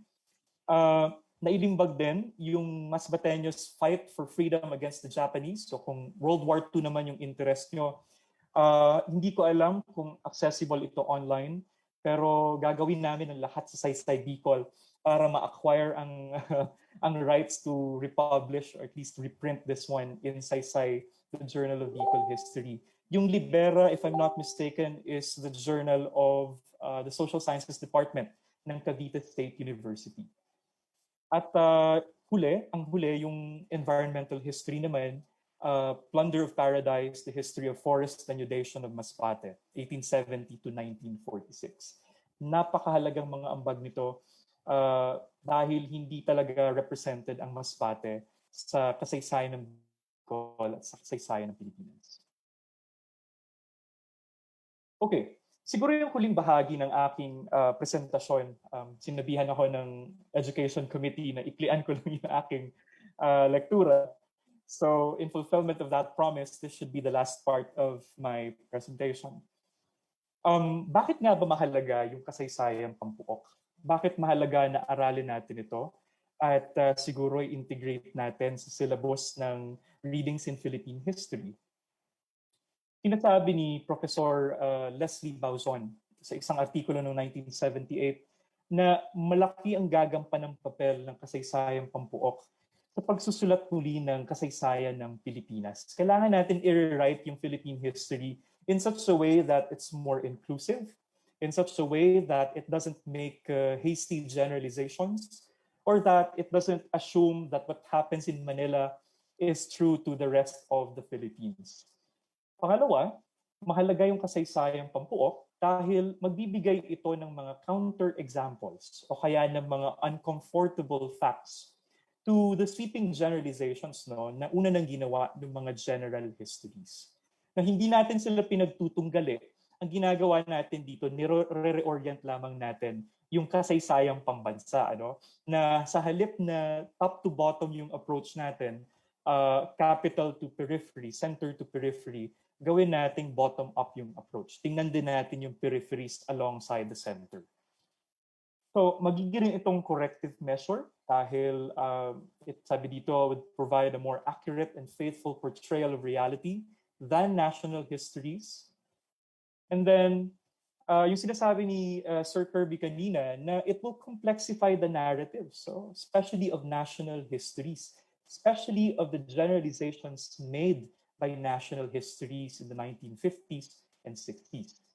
It will also offer us a paradigm shift. So yung binabanggit ko kanina, na kailangan maging bottom-up yung approach natin sa pagsusulat ng isang kasaysayang pambansa para mas inklusibo, para hindi tayo gumigiit ng mga sweeping generalizations at iba pa. Higit sa lahat, sinasabi ni Larkin na ang kasaysayang pampuok ang magsisilbing building blocks sa pagsusulat ng kasaysayan ng Pilipinas. Tingnan natin kanina, yung pinahagi ko kanina, yung mga preoccupations ng mga general historians ay yung mga nasa kaliwa. Tingnan natin kung paano tayo magkakaroon ng paradigm shift kapag tinuunan natin ng pansin, binigyan natin ng halaga yung kasaysayang pampuok. So sa halip na yung pinakamataas na level lamang ng gobyerno nasyonal, yung bigyan natin ng pansin at halaga, tuunan din natin ng pansin yung lokal na politika. No? Yung ginawa ni Dr. Tutanes, halimbawa, na sinuri niya isa-isa yung political na karera ng mga kinatawan sa National Assembly at iba pa. Sa halip na tingnan natin yung foreign relations, tingnan natin yung pagkakaugnay ng mga lokalidad. Si Renz, Dr. Pelorina, may ginagawa siyang papel. I think it's about the Cebuano migration into Masbate. So napakagandang tingnan na bakit nga ba mas mayroong affinity tila or marahil yung Masbate kaysa Bicol. Kung hindi ako nagkakamali, yung mga Masbateños, pag sinasabi lang pupunta sila sa mainland, sa Albay, sa Sorsogon, they would say pupunta kami ng Bicol. Yun yung at least experience ko with my conversations or with Masbateños. No? Bakit ba mas may affinity sila sa Visayan neighbors nila kaysa sa mainland Bicol neighbors nila, no? So magandang suriin yan at tingnan natin kung ano yung mga findings ni Dr. Pelorina tungkol sa tanong na yan. Yung local heroes, obscure figures in history, sa halip na yung national heroes lang yung paglaanan natin ng pansin, hanapin din natin yung mga local heroes, yung mga hindi nababanggit at hindi na nakaabot sa mga textbook, no? Sino-sino sila? Ano yung papel nila? Ano yung ginawa nila sa nakaraan? Sa halip na yung pinakamataas na level ng administrasyon ng mga kolonisador tulad ng Espanya, Amerika, tingnan din natin yung mga proyekto nila. No? Tulad ng ginawa ni Father Balyari. Tinignan niya yung projects ng Spanish colonial government sa Kabikolan. Halimbawa, yung itinayong port sa Pantaon, sa Camarines. No? Isang magandang halimbawa yan ng pag-aaral o kaya ng reorientation na yan. At yung higit sa lahat ay yung broadest aspects ng Philippine Revolution. Maganda rin tingnan yung Philippine Revolution sa iba't ibang bahagi ng Bicol. So si Father John Schumacher, sinasabi niya na hindi talaga anti-clerical yung karakter ng revolusyon dahil sa Bicol, yung ibang mga revolusyonaryo ay mga pare, no? Especially the secular priests in Albay. So napakaraming halimbawa niyan sa kasaysayan ng Bicol. So tingnan natin yung revolusyon. Ano nangyari dito sa Bicol? Nung himagsikan, at least 1896, may nangyari ba? 1898, ano nangyari nun? Hanggang natapos yung Filipino-American War at iba pa. Bilang pagtatapos, gusto ko sanang i-quote si John Larkin or si Mang Jack, no, dun sa kanyang sanaysay na The Place of Local History in Philippine Historiography. Sinabi niya na local histories will supply the building blocks that will someday help in the construction of a substantial edifice for Philippine historiography. Until each unit is studied as a unique entity and then compared with other regions, Philippine history will remain incomplete. Maraming salamat po sa inyong lahat at yun lang po para sa aking pagbabahagi. Thank you so much, Mr. Javier Leonardo Villaruela, for that discussion.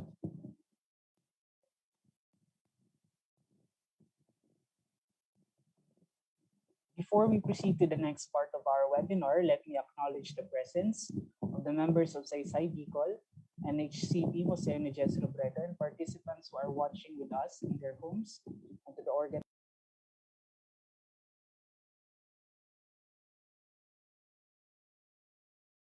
But given the fact that we have constraints in terms of our time here, this webinar or training workshop, we can only acknowledge a few questions.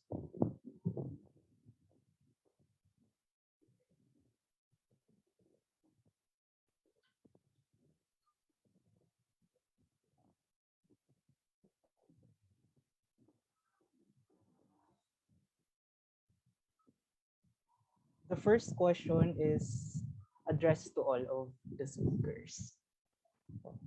In the context of online learning, or in the context of the online learning, what techniques, approaches, or strategies can you recommend to our Philippine history teachers in the tertiary level in order for them to make the subject fascinating or friendly for college students?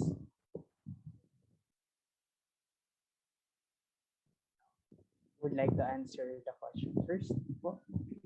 Kailangan ata ng hiwalay na webinar para masagot ang katanungan ito. Tips and tips and approaches, okay, online learning history. Okay, so kagaya na babanggit ni Ma'am Ross kanina, puntahan natin kung saan sila nakatambay. Okay?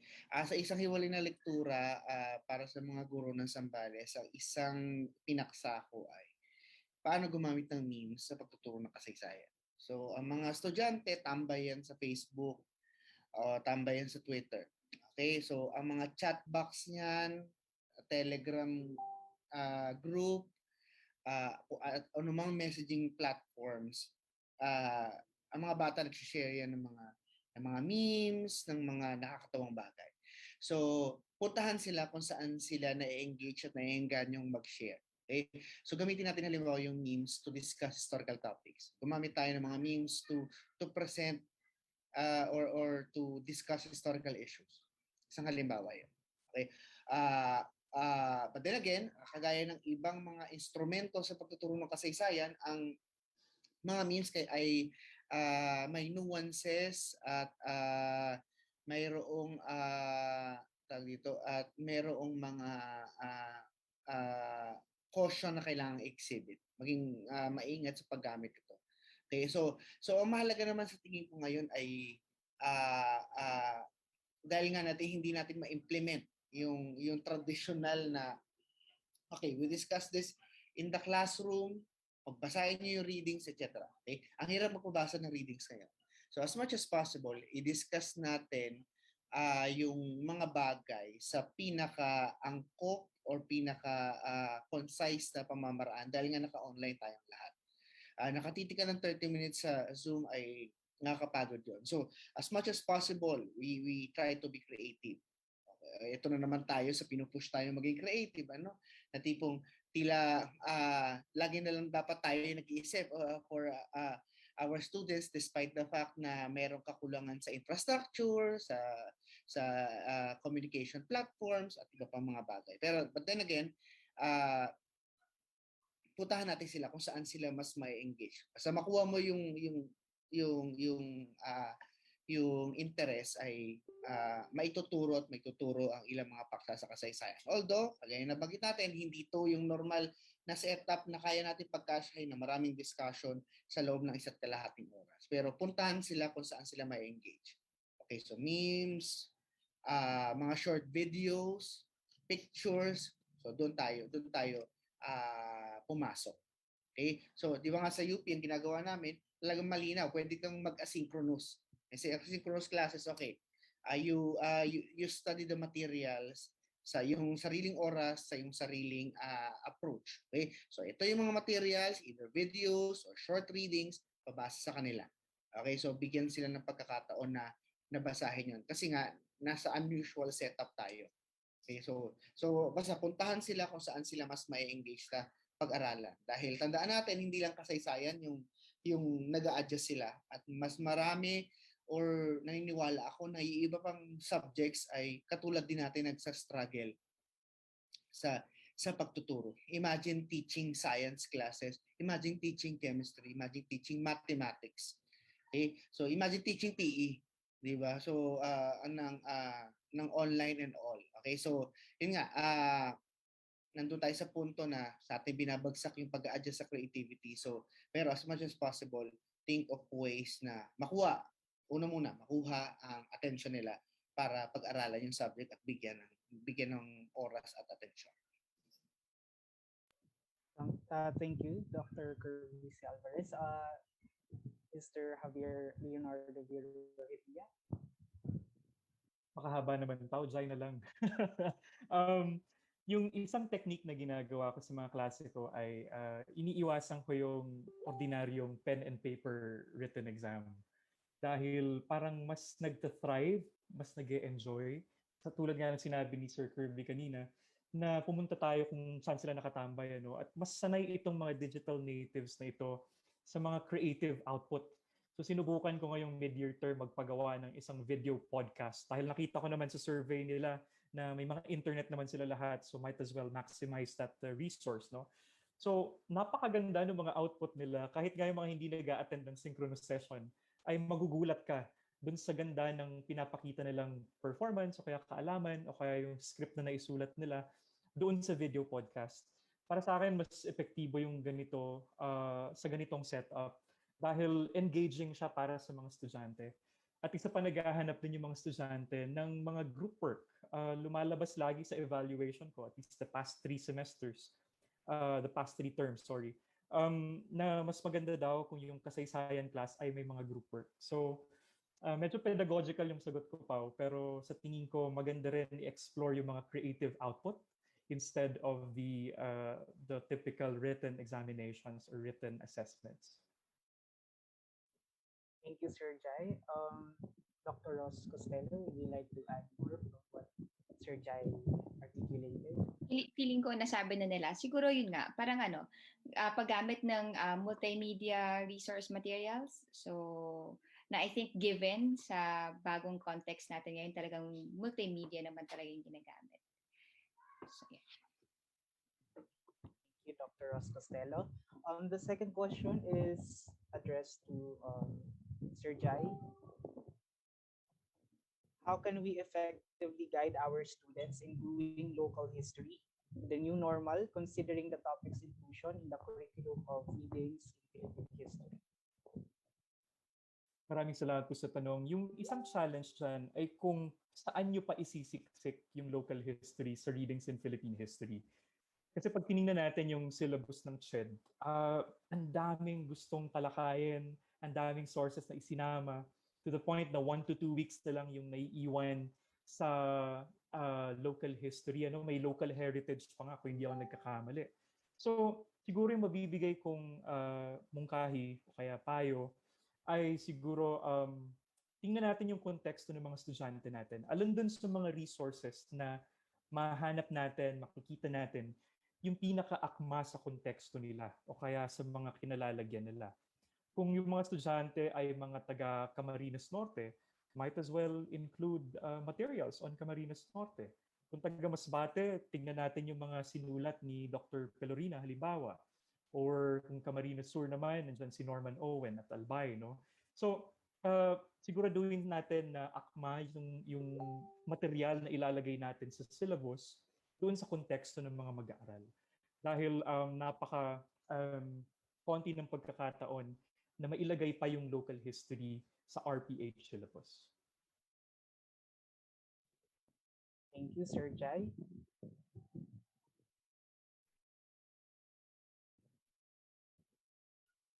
This question, sige, will be entertaining questions pa, no?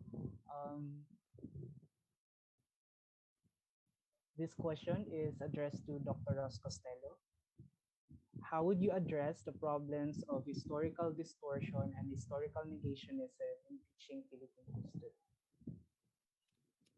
Well, I think we equip ourselves, tayong mga educators, tayong mga teachers, we equip ourselves with the right historical information, no? I think tayo yung tayo yung frontliner, kumbaga, no? Lalong-lalo na yung nasa basic education. So,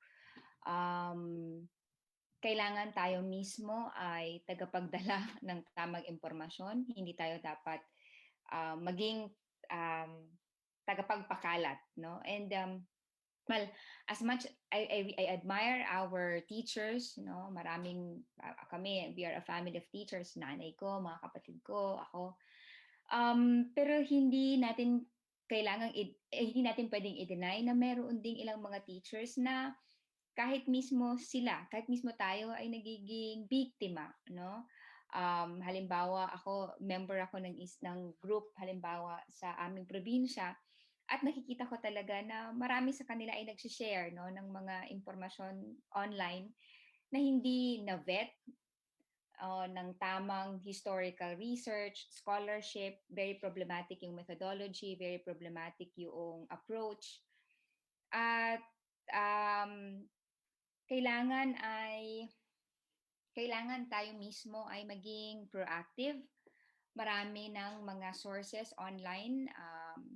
Siguro hindi naman kaila sa ating lahat kung meron mang period sa Philippine history na napaka-contentious at punong-puno ng historical distortion, ito na marahil yung martial law, no, yung panahon ng batas militar sa Pilipinas, dahil sa malakas na interest political sa likod nito, no? So, yun na lamang, no, as an example, kinakailangan tayo mismo bilang mga guro, alam natin saan dapat maghahanap ng impormasyon, ng historical information, data. Meron tayong state agencies para dyan, yung National Historical Commission of the Philippines, ang UP, Departamento ng Kasaysayan, at ang UP bilang isang universidad ay mayroong mga programa para rito. So, kailangang hindi tayo tamarin, no? To go beyond the usual, the normal materials na nakikita natin. So, kailangan ay kumbaga tignan natin ito bilang isang batalya natin, yung ating battle ito, no, bilang mga educators. So yun. So we equip ourselves with the right tools, right skills, no. Actually, mas yung gusto kong i-highlight ay yung right tools and skills, kasi yung data or yung information ay pwedeng madaling makonsumo, pero kung meron ka nung tools, no, and skills para ma-analyze critically ang anumang historical information na nandyan nandyan online. Ito yung sinasabi kanina ni Sir Kirby. Madali para sa atin na magturo ng kasaysayan at ng kahampanlipunan sa panahon ng digital learning. Thank you, Dr. Ros Costello. I am actually taking notes, no, habang nakikinig, kasi I'm really learning a lot in the process of this training workshop. Thank you po. The last question is addressed to Dr. Kirby Alvarez. How can we draw the line between subjectivity and multi-perspectivity in discussing history? Okay, so lagi natin tatandaan na ang kasaysayan bilang isang disiplina ay subjective naman talaga. Okay? So, halimbawa, sinasabi ni Agoncillo na when you interpret things, you're being subjective. When you choose a topic, you're being subjective. What you can do, ang payo ni Agoncillo ay as much as possible, be impartial. Okay, impartiality. Okay, na tipong i-assess mo halimbawa ang leadership ni Aguinaldo bilang presidente ng revolutionary government at ang Malolos Republic. Of course, you have biases. Okay? Na kung baka Bonifacio ka or you recognize Bonifacio more as a revolutionary leader compared kay Aguinaldo, na sa matagal na panahon ay nagsabong given the various historical circumstances they are in. Okay? Pero kung i-assess mo si Aguinaldo bilang bilang bahagi ng kasaysayan, at the very least, you should also recognize that one, he was a president, okay, of the revolutionary government. He was the president of the Malolos Republic. Okay, so you should assess that based on the available historical evidences, yung historical merit. So as much as possible, you should be impartial. Okay? Yes, you point out the flaws. Okay, so halimbawa si Nick Joaquin, no holds barred. Basahin nyo ang A Question of Heroes. Talagang sabi niya si Aguinaldo ay best example ng ano ba yung eksaktong term dito? Parang secondary level hero, something like that. I forgot the exact term because kabaliktaran siya nung idea natin ng hero na namatay. Kasi tagal na buhay ng lola mo, di ba? Hanggang the 1950s. Ganyan, dinaanan ng iba't ibang bahagi ng kasaysayan. Tumakbong presidente ng Commonwealth, nakipagkulabo din sa mga Hapon. Yan. So basically ay tumagal sa kasaysayan. Hindi katulad ni Rizal at Bonifacio na hindi naman sinasabi nating deserve nilang namatay ng maaga, but rather, yung given yung historical circumstances ng panahong yon.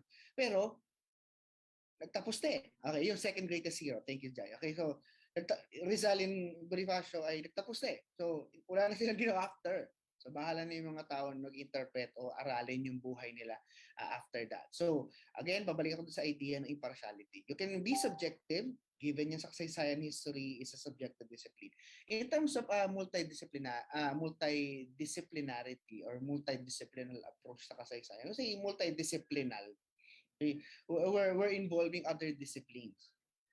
Diyan papasok yung komplikadong convergence ng inter, trans, at multidisciplinarity. So basically, multidisciplinarity, you involve other disciplines. Okay? For example, you study the Philippine Revolution not only from the perspective of history but also from the perspective of geography. So imamapa mo halimbawa yung mga battles. Papatunayan mo na pambansang revolution ba talaga ang sinimulan ng Katipunan. Mapa mo yon. Okay, GIS for example. Okay, gagamit ka halimbawa ng psychology. Okay, basahin mo ang mga accounts ng mga revolusyonaryo, written accounts, and you use a particular psychological framework to understand na, oops, okay, parang medyo Freudian sila dito, meron dito. So pwede. That's multi-disciplinal for me. You involve other discipline to further expand, okay, the historical understanding ng kasaysayan. So I think that not that you draw the line, but rather you identify or as much as possible make the definitions o yung pagpapakahulugan a little bit clearer, kumbaga. Thank you, Dr. Kirby.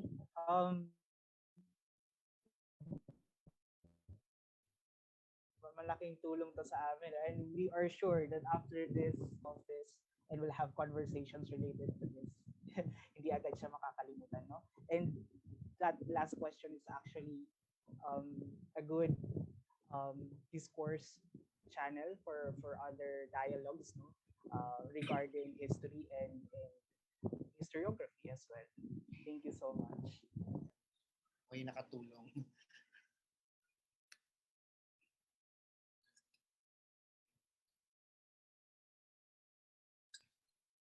Okay, sana yung ating viewers, no, mga nanonood at participants ay take note din, no, or maraming natutuhan sa diskursong ito. Ngayon, pumunta na tayo sa sunod na aspeto ng ating programa.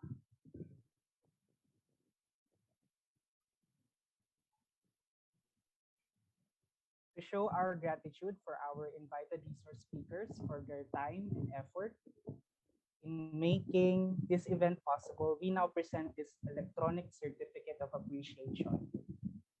We now present the certificate.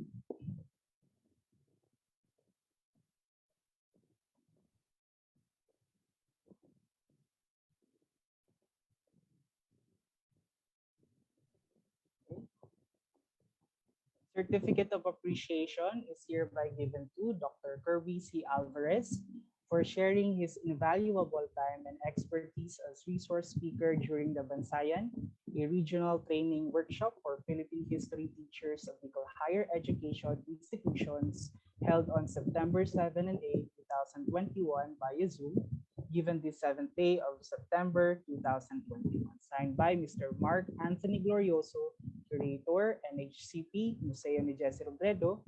Signed by Father Francis A. Tordilla, President, Saysay Bicol. the same citation, the certificate of appreciation is hereby given to Dr. Ross A. Costello. And with the same citation, the certificate of appreciation is hereby given to Mr. Javier Leonardo E. Rojerilla. So much po, we've learned a lot in more installments like this for Philippine history instructors, especially for instructors like me who's actually just new to this field of teaching.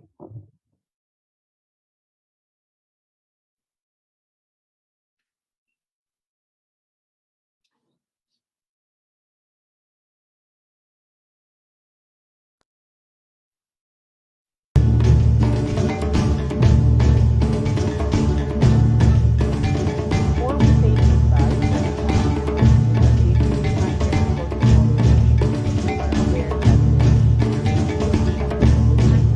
for 2 days. But given the weather forecast, the call whether or not the second day of our training workshop will be held tomorrow is still uncertain. The committee will be forwarding a communication letter as soon as possible once the decision is made. It is given that the weather may cause internet connectivity issues, particularly tomorrow, and possible power interruptions.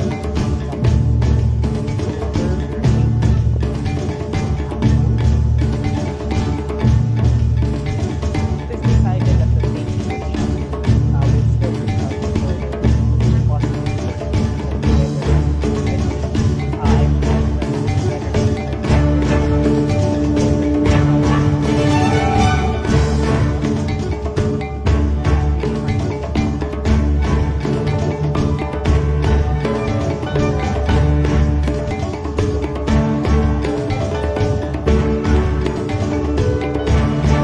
that you are also going to share during the breakout session.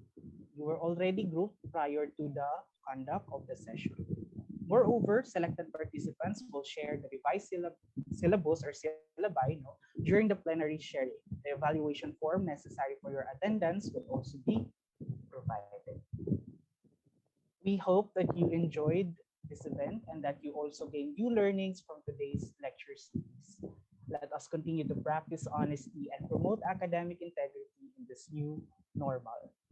Before we adjourn, we would like to thank the chairman of NHCP, Museo Ni Robredo, Dr. Rene Escalante, and the chief of Historic Sites and Education Division, Ms. Gina Batuhan.